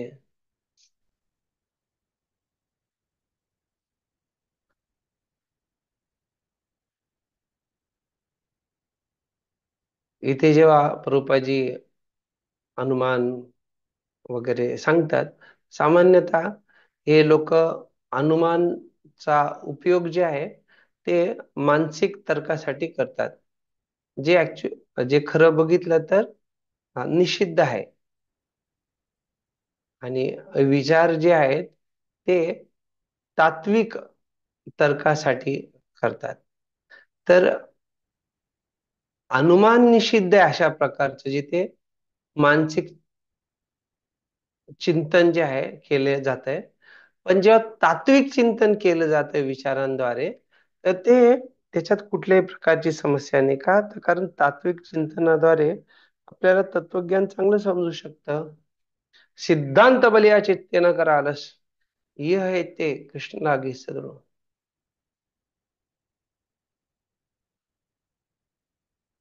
त्यामुळे जीव एक प्रकारे बघितलं तर केवळ एक मृत खेळण्याप्रमाणे नाहीये, पण जेव्हा एखाद्या भक्ताला भगवंतांच्या हातातलं खेळणं बनवायचंय, अर्थात त्याला त्याचं प्रेम जे आहे ते भगवंतांप्रती द्यायचंय, भगवंतांसाठी जगायचं, भगवंतांसाठी कार्यान्वित राहायचंय.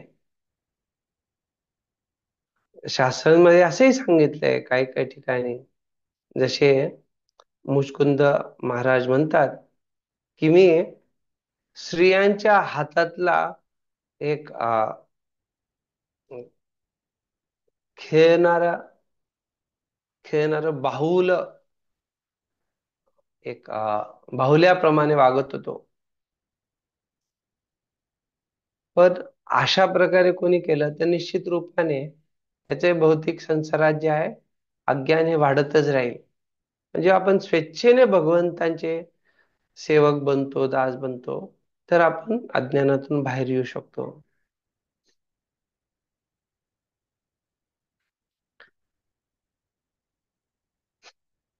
प्रभुपादजींच्या जीवनामध्ये आपण बघतो कसं प्रभुपादजी जेव्हा ते भक्ती सिद्धांत सरस्वती ठाकूरांच्या संपर्कात आले, तर त्यांनी स्वेच्छेने गुरूंच्या मिशन मध्ये किंवा गुरूंच्या कार्यामध्ये स्वतः ते संलग्न झाले. जरी ते अलाहाबादला गेले, तिथे पण बघतो की त्यांनी खूप सुंदर मदत केली संन्यासींना, अन्य लोकांना. तर आपल्याला हे स्पष्टता असली पाहिजे की आपण स्वतः स्वेच्छेने पुढे यायला पाहिजे, स्वेच्छेने या सेवांमध्ये लागलं पाहिजे. स्वेच्छेने आपण गुरूंना विचारलं पाहिजे की कुठल्या प्रकारच्या सेवेसाठी मी संलग्न राहिलं पाहिजे, आणि त्याच्यानुसार आपल्याला आपल्या वरिष्ठांचे आशीर्वादही प्राप्त होतात. जरी बघितलं की आध्यात्मिक गुरूंचे खूप सारे शिष्य असतात, तरी जेव्हा आपण अशा प्रकारे गुरूंची आज्ञा स्वीकार करून गुरूंच्या मार्गदर्शनात जीवन जगतो, तर निश्चित रूपाने त्याच्याने आपल्याला खूप मोठी एक छत्रछाया भेटते. त्यामुळे आपण जे भगवंतांनी आपल्यासाठी गुरूंद्वारे नियोजित केलंय त्या कार्यामध्ये आपण संलग्न होऊन जातो. जरी प्रभुपादजींचं आपण बघितलं की एक प्रकारे भक्ती सिद्धांत सरस्वती ठाकूर त्यांच्या शिष्यांना एका विशिष्ट पद्धतीने प्रचार करायला सांगायचे, आणि प्रभुपादजींचा जो प्रचार आहे तो बघितलं तर कशा प्रकारे भक्तिसिद्धांत सरस्वती ठाकूरांना काही ठिकाणी वेगळा वाटतो. तर काय याचा अर्थ असा झाला की प्रभुपादजी त्यांच्या गुरूंच्या विरुद्ध वागतायत, कार्य करतायत. तर त्यांनी बघितलं कशा प्रकारे त्यांनी त्या प्रकारे कार्य करण्याचा प्रयत्न केला, पण त्याच्याने यश नाही प्राप्त झालं. त्यामुळे त्यांनी पद्धती बदलली. तर मूळ जे तत्व आहे त्याला धरून चाललं पाहिजे, आणि जे डिटेल्स किंवा जे बारकावे आहेत त्याच्यामध्ये नेहमी बदल होऊ शकतो. तत्वाला धरून चालणं गरजेचं आहे. बारकावे जे आहेत ते नेहमी आपण त्याच्यात समझोता करू शकतो, त्याच्यात आपण गरजेनुसार बदल आणू शकतो. तर प्रभुपादजींच्या जीवनात जेव्हा आपण बघतो की त्यांनी वेगवेगळ्या युक्ती वापरल्या, तर ते खूप गरजेचं आहे.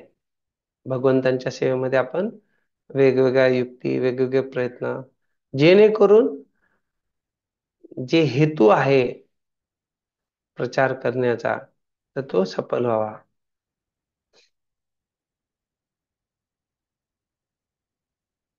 जेव्हा आपल्याला अशा अचिंत्य भगवंतांबद्दल समजून घ्यायचंय, तर निश्चित रूपाने आपण जेव्हा तो प्रयत्न करतो त्याच्याने आपण स्वतः पहिले शुद्ध होऊ इच्छितो. विश्वनाथ चक्रवर्ती ठाकूर जे आहेत ते त्यांच्या दशम स्कंदातल्या वेदांच्या वैयक्तिक प्रार्थना ज्या आहेत त्याच्यात खूप सुंदर सांगतात की कशा प्रकारे जो बद्ध जीवात्मा आहे तो स्वतः भगवंतांबद्दल विचार नाही करू शकत. तर त्यामुळे बद्ध जीवात्मा जेव्हा एका निळ्या रंगाच्या मुलाबद्दल, जे एक काळे किंवा घने जे ढग आहेत, ह्या गोष्टींचा विचार करतो, तर हळूहळू जे आहे, जरी बघितलं तर ते भगवंत नाही आहेत एक दृष्टिकोनातून, कारण निळ्या रंगाचा कोणी व्यक्ती असू शकतो. आणि ढगांची पण जे आहे की पावसाच्या ऋतूंमध्ये ही जे खूप घने किंवा ढग आहे, त्यांची जी चर्चा येते, तर बघितलं तर ते काय एक दृष्टिकोनातून भगवंत नाहीये. पण जेव्हा आपण अशा प्रकारे भगवंतांबद्दल चिंतन करतो, शास्त्रांच्या आदेशानुसार, शास्त्रांमध्ये जे वचन दिली आहेत, श्यामं त्रिमंगलेतम किंवा घनश्याम पाव, जेव्हा कसे भगवंत कसे दिसतात, तर त्याच्याने भगवंत प्रसन्न होतात की हा, हे प्रयत्न करतायत, आणि त्याच्यानुसार भगवंतही आदान प्रदान करतात, ते स्वतःला प्रकट करतात.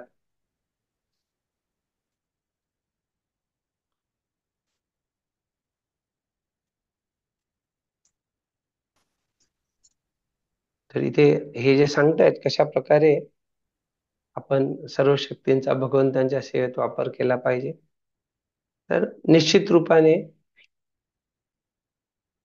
ही जी सर्व कार्य असतात, त्या सर्व कार्यांद्वारे भगवंतांना प्रसन्न करायचं आहे. आपल्या ज्या काही मैयासक्त म्हणा, पार्था वगैरे, कशा प्रकारे आपल्या मनाला भगवंतांच्या रूपांना जाणण्यासाठी लावायचंय, त्यांच्या शक्तींना जाणण्यासाठी लावायचंय, आणि कशा प्रकारे या सर्व शक्ती भगवंत केवळ इच्छा करतात, आणि न तस्य कार्यम करणं च विद्यते स्वाभाविक. तर ते जे सांगितले कशा प्रकारे भगवंतांना बघितलं तर कुठलंच कार्य नाहीये, पण केवळ त्यांच्या इच्छेने सर्व काही कसं कार्यरत होतं. त्या प्रभुपाजी सांगतायत की हे पूर्ण ज्ञान आहे, हे सर्व जाणणं जे आहे हेच पूर्ण ज्ञान होय.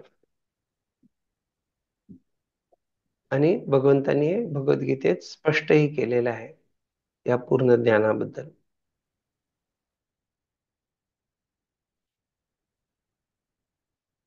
तर अशा प्रकारे हा जो आहे श्लोक मंत्र संख्या 4 झाली. आपण मंत्र संख्या 5 ची चर्चा करू. आपल्याला ठिकाणी चर्चा करायची टाइम. ठीक आहे. मंत्र 5. तदेजति तद नैजति तद्दूरे तद्वान्तिके तदंतरस्य सर्वस्य तद उ सर्वस्यास्य बाह्यतः. अर्चना बोलतो. हरे कृष्ण प्रभूजी. भगवंत चालतात आणि चालतही नाहीत. ते अतिशय दूर आहेत आणि अति निकट सुद्धा आहेत. ते प्रत्येक वस्तूमध्ये आहेत आणि बाहेर सुद्धा आहेत. पुढे वाचायचं प्रभूजी. थोड्या वेळाने 1-2 मिनिट थांबा. तर आपण हे जे मंत्र संख्या 5 आहे, याच्यात आपण बघू शकतो कशा प्रकारे या श्लोकामध्ये तुम्हाला इथे पुन्हा पुन्हा दिसेल काय आलेलं आहे. तद एजति तद नैजति तद दूरे तद वंतिके तद अंतरस. अर्थात पुन्हा पुन्हा हे तत् तत् तत् तत् तत् तत् आलेलं आहे. हे तत् तत् काय आहे, तर हे जे सर्वनामाचा इथे वापर केलेला आहे, तर आपण मंत्र 4 मध्ये जे परम सत्याची चर्चा केली, तर त्या तत्ला संबोधित करून येते, त्या परम सत्याला संबोधित करून येते तत् शब्द वापरण्यात आलेला आहे. मग जीव गोस्वामी सांगतात, जर कोणी म्हणत असेल की भगवंत हे परम आहेत, तर निश्चित रूपाने ते आपल्या बुद्धीपेक्षाही श्रेष्ठ असले पाहिजे. आणि त्यामुळे ते निश्चित रूपाने काय अचिंत्य आहे. तर आपल्या बुद्धीपेक्षा काय श्रेष्ठ असतं, कोणी सांगू शकतो का?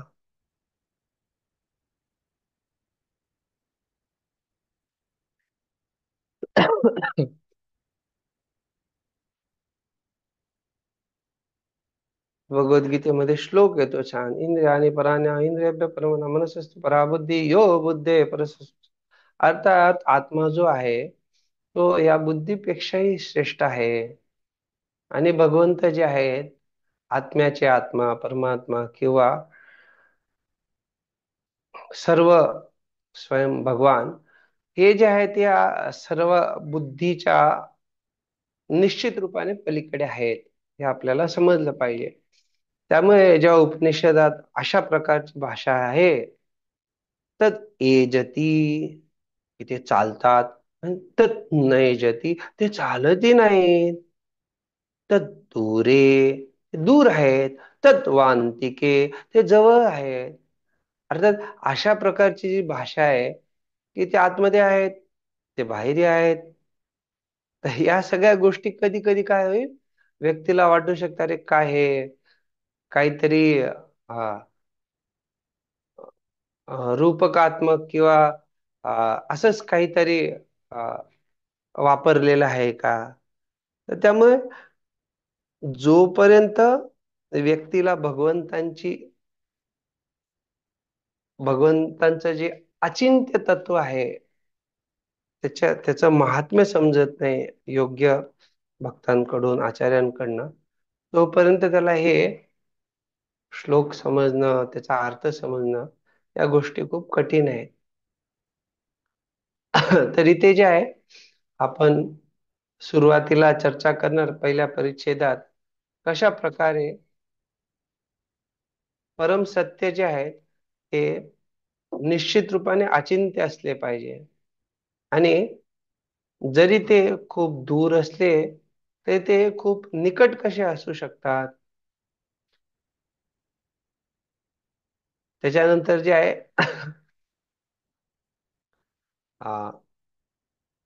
जर वेळ भेटला तर आपण जे विग्रह सेवा आहे त्याच्याबद्दलही थोडी चर्चा करू. आणि प्रभुपादजी पुढच्या परिच्छेदात निर्गुण व सगुण बद्दलही चर्चा करतात. मग प्रभुपादजी कशा प्रकारे भगवंत सर्वांच्या मध्ये आहेत त्याची चर्चा करतात.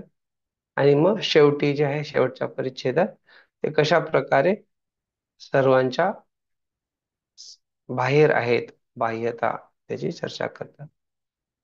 वाचा माताजी. या ठिकाणी भगवंतांच्या अचिंत्य शक्तीने केलेल्या दिव्य लीलांचे वर्णन दिले आहे. येथे वर्णन केलेला विरोधाभास भगवंतांचे अचिंत्य सामर्थ्य सिद्ध करतो. ते चालतात आणि चालतही नाहीत. साधारणपणे जर कोणी चालू शकत असेल तर तो चालू शकत नाही, हे विधान तर्क सुसंगत नाही. परंतु भगवंतांसंबंधी विचार करताना अशा परस्पर विरोधी घटना त्यांची अचिंत्य शक्ती दर्शवितात. आपण आपल्या तुटपुंज्या ज्ञानाने अशा प्रकारच्या विरोधाभासांना समजू शकत नाही. म्हणून आपण केवळ आपल्या मर्यादित ग्रहणशक्तीच्या मानानेच भगवंतांना समजू शकतो. उदाहरणार्थ, मायावाद संप्रदायाचे निर्विशेषवादी तत्वज्ञानी केवळ भगवंतांच्या निराकार कार्यांचा स्वीकार करतात व त्यांच्या विग्रहाचा निषेध करतात. परंतु भागवत संप्रदाय मात्र भगवत साक्षात्काराच्या परिपूर्ण धारणेच्या आधारे त्यांच्या अचिंत्य शक्तींना स्वीकारतात आणि भगवंत साकार व निराकारही आहेत हे समजून घेतात. भागवत संप्रदायाचे अनुयायी जाणतात की अचिंत्य शक्ती असल्याशिवाय परमेश्वर शब्दाला काहीच अर्थ नाही. हरे कृष्ण.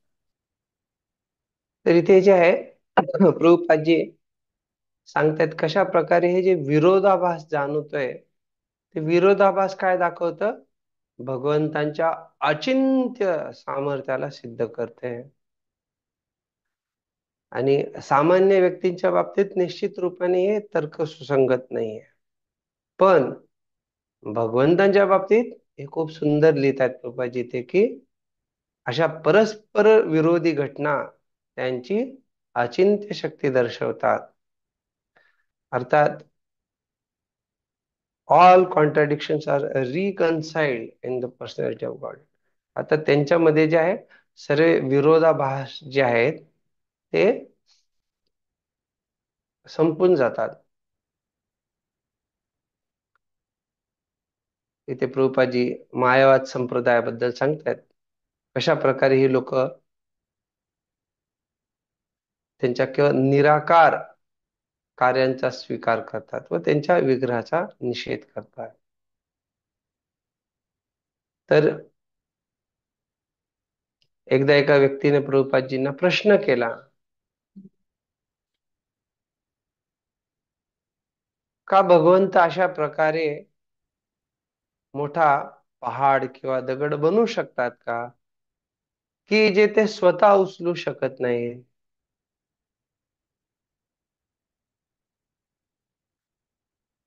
तर जे अशा प्रकारचा प्रश्न येतो त्याच्यात युक्तिवाद काय आहे? युक्तिवाद हा आहे की हा जर भगवंत अशा प्रकारचा काही मोठा दगड पहाड बनवू शकले, त्याचा अर्थ काय आहे की भगवंतांनी ते बनवलं ते तर ठीक आहे, पण ते उचलू शकत नाही. ते काय दाखवतं? त्यांचं सर्व सामर्थ्य नाही येते त्यांच्यात, पूर्ण सामर्थ्य नाही, एका बाजूने आहे सामर्थ्य. हा जर कोणी म्हटलं की नाही ते असं बनवू शकत नाहीत, की जे ते उचलू शकत नाही, याचा अर्थ काय की ते बनवू शकत नाही म्हणजे त्यांच्यात ते पण सामर्थ्य नाही.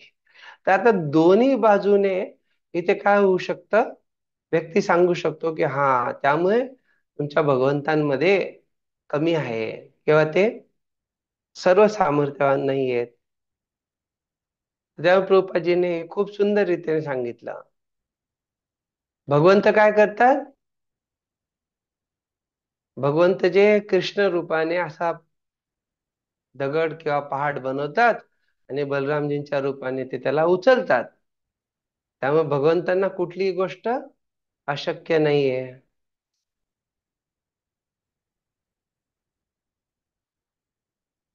त्यामुळे इथे जेव्हा सांगितलंय की भागवत संप्रदाय मात्र काय आहे, त्या भगवंत साक्षात्काराच्या परिपूर्ण धारणेच्या आधारे त्यांच्या अचिंत्य शक्तींना स्वीकारतात. तर दोन्ही आहेत, भगवंत साकारी आहे, निराकारी आहे. अचिंत्य शक्ती असल्याशिवाय परमेश्वर शब्दाला काहीच अर्थ नाही. हा पुढे वाचा.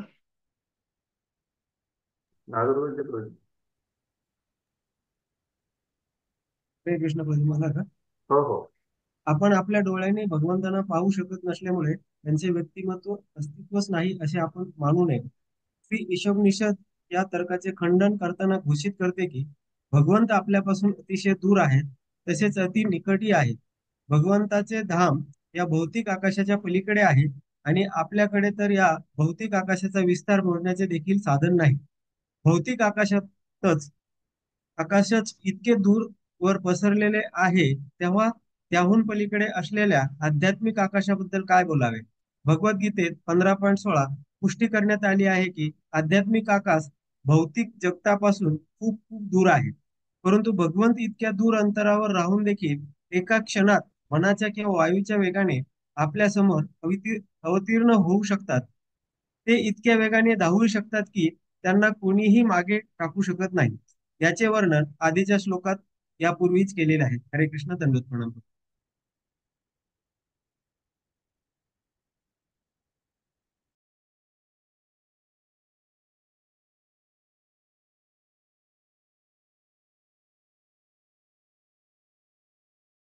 इथे जेव्हा म्हटलंय की आपण आपल्या डोळ्यांनी भगवंतांना पाहू शकत नाही, याचा अर्थ काय की आपल्या काही स्वतःच्या क्षमता आहेत किंवा मर्यादा आहेत.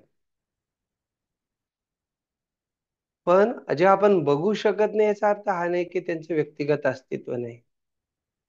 अर्थात लोक ह्या प्रकारची काही जी धारणा ठेवतात की जर भगवंत आहेत तर आण माझ्या समोर, किंवा काही काही असे वेगवेगळे विचित्र प्रश्न असतात, हे दाखवण्यासाठी की जर खरोखर आहेत तर माझ्या समोर काय येत नाही. या गोष्टींना याचे वेगवेगळ्या प्रकारे खंडन केलं जाऊ शकतं. पण मुद्दा हा आहे की हा निश्चित रूपाने जो योग्य दृष्टी विकसित करेल तो या श्लोकात जसं सांगितलंय त्या प्रकारे भगवंतांचा अनुभव घेऊ शकतो.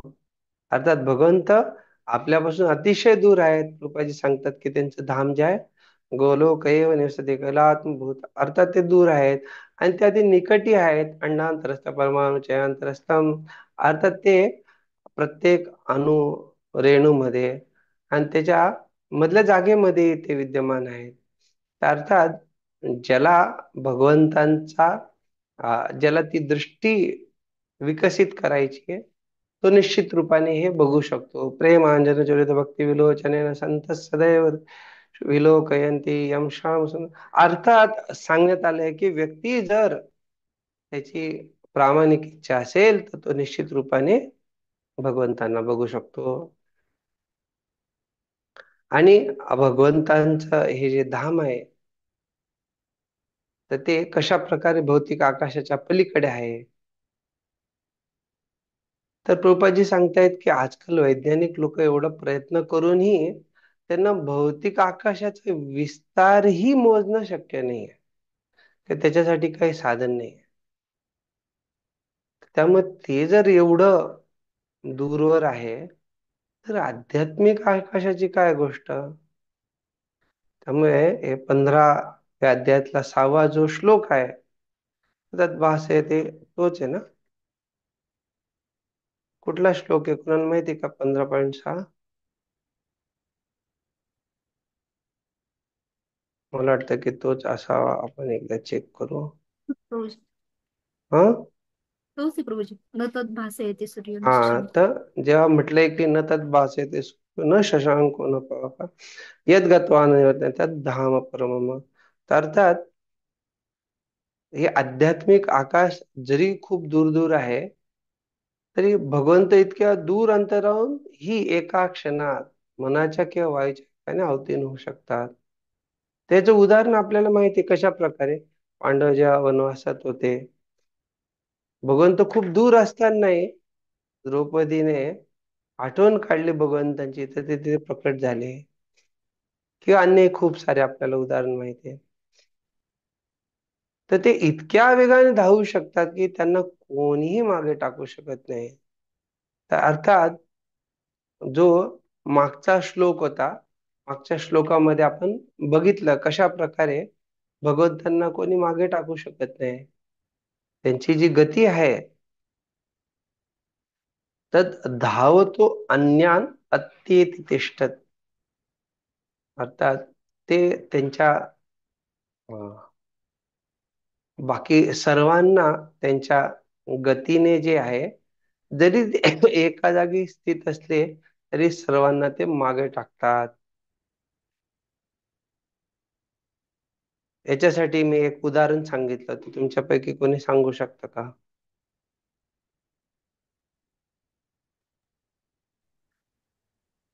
गजेंद्र हा छान उदाहरण आहे.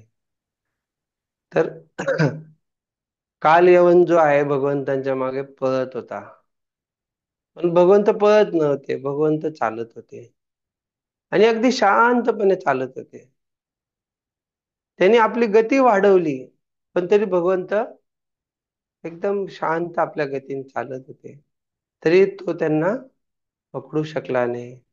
किती सारे योगी जे आहेत ते भगवंतांना पकडण्याची इच्छा करतात पण तेही भगवंतांना पकडू शकत नाही. हा पुढे वाचा.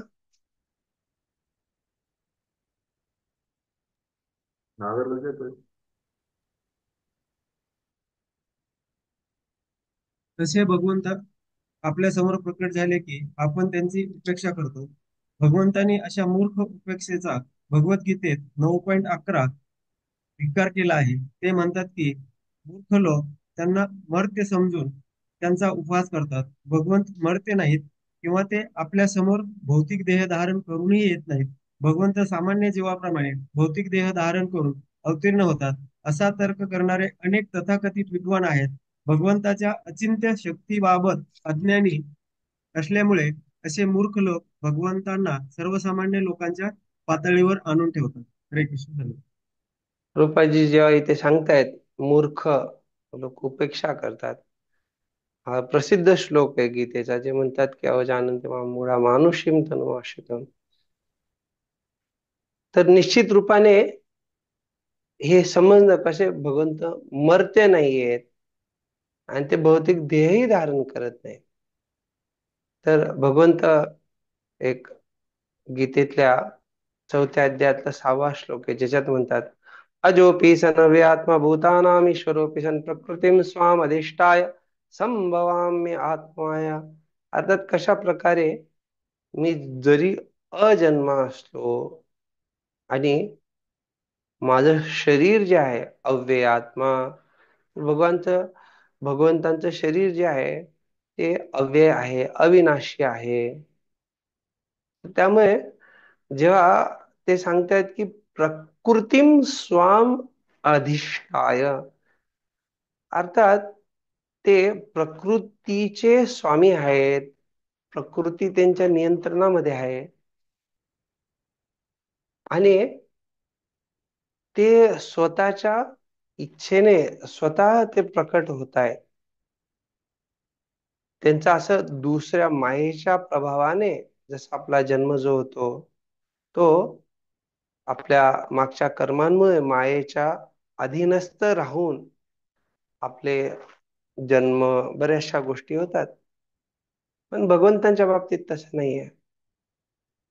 त्यामुळे इथे जेव्हा म्हणतात की मूर्ख लोक त्यांना मर्त्य समजून त्यांचा उपवास करतात, तर हे समजलं पाहिजे की भगवंत मरतेही नाहीयेत, का तर ते अजन्मा आहेत आणि त्यांचा ते भौतिक देह धारण करत नाहीत. का? तर कारण ते संभवामी आत्ममाया. भौतिक देह कोणासाठी असतो? आपल्यापैकी कोणी सांगू शकेल का?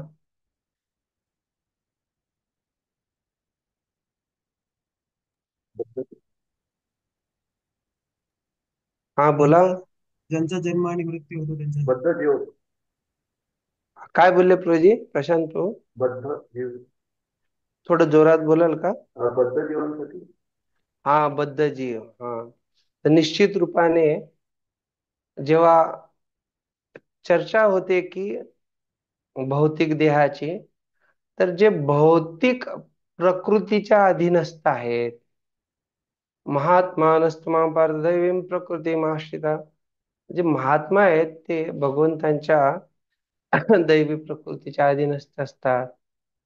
पण जे दुरात्मा किंवा जे अन्य बाकी बद्ध जीव आहेत, ते काय आहेत? ते निश्चित रूपाने भौतिक देह धारण करतात आणि त्यामुळे असे लोक जे आहेत त्यांनाही असं वाटतं की आपला जसा भौतिक देह तसा भगवंतांचाही भौतिक देह आहे. त्यामुळे इथे कृपाजी म्हणतात की ते भगवंतांच्या अचिंत्य शक्तीबाबत ते अज्ञानी असल्यामुळे भगवंतांनी त्यांच्या स्तरावर आणून ठेवतात. आणि हे सामान्य जीवनाचं समीकरण आहे.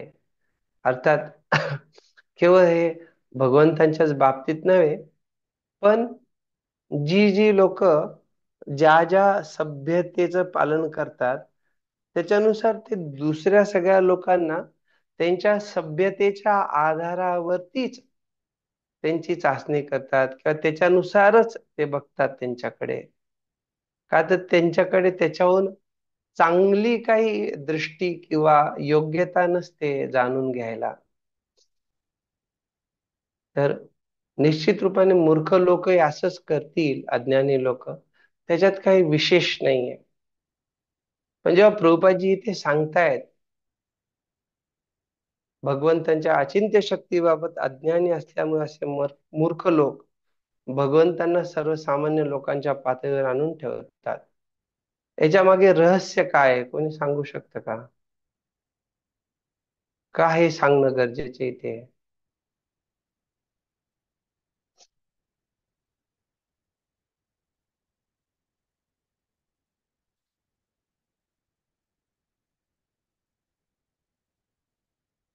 याचं कारण आहे, कारण या मूर्खांचे जे नेते असतात त्या मूर्खांमध्ये वासरांमध्ये लंगडी गाय शहाणी आहे, हे अशा प्रकारे जे काही आहे, जेव्हा बघितलं जातं की कोणी असं विद्वान व्यक्ती किंवा जे तथाकथित विद्वान आहे, तर ही जी लोक आहेत, ही लोक भगवंतांना त्यांच्या हिशोबाने ठरवतात की भगवंत आहेत नाही आहेत किंवा जे काही आहे चर्चा. तर त्यामुळे आपल्याला हे स्पष्ट माहित पाहिजे की एक शुद्ध भक्ताची ही करुणा आहे. ते बाकी अन्य जीव, बद्ध जीव अशा मूर्खांमुळे फसू नयेत. त्यामुळे सांगतायत की या अचिंत्य शक्ती बाबतीत जे अज्ञान आहे ते त्या लोकांचं दूर होईल नाही होईल माहित नाही, पण निश्चित रूपाने आपण तरी आपलं अज्ञान दूर केलं पाहिजे. आणि तेव्हा आपण भगवंतांची जी दिव्य स्थिती आहे त्याला आपण समजू शकतो. नाही समजलो तर चवंती निश्चित रूपाने आपलं पतन होणार. हा, पुढे वाचा. थोडं जास्त आहे वाटतं नाही. भगवंत प्रशांत प्रभू काय करायचंय त्यांना विचारा एकदा. ते म्हटले तर आपण पूर्ण करू, ते म्हटले तर आपण पुढच्या कक्षेत. दुसरे बॅच चालू होते ना प्रोजेक्ट. हा दुसरी बॅच चालू होते परत नंतर या लिंकवर. हा, नाही चालेल ना, म्हणून विचारलं. तर आता तुम्ही हे नोट करून घ्या की आपला क्लास ह्या पातळीवर आपण आणून ठेवलेला आहे, म्हणजे इथपर्यंत आलेला आहे. पुढच्या कक्षेत आपल्याला या परिच्छेदापासून सुरू करायचंय. अर्थात किती परिच्छेद झालेत? 3 परिच्छेद झालेत आपली चर्चा. ठीक आहे. ओके. कोणाला काही प्रश्न असेल तर विचारू शकतात, नाहीतर मग आपण इथे विराम देऊ.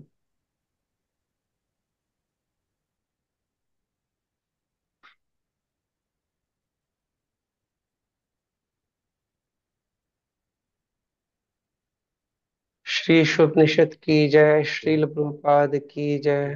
वांछा कल्पतरुभ्यश्च कृपा सिंधुभ्येव च पतितानां पावनेभ्यो वैष्णवेभ्यो नमो नमः. अनंत कोटि वैष्णव वृंद की जय. श्रील प्रभुपाद की जय. निताय गौर प्रेमानंदे. आपण सर्व भक्तांना गौर पौर्णिमेच्या खूप खूप हार्दिक शुभेच्छा. धन्यवाद. हरे कृष्ण. दंडवत प्रणाम.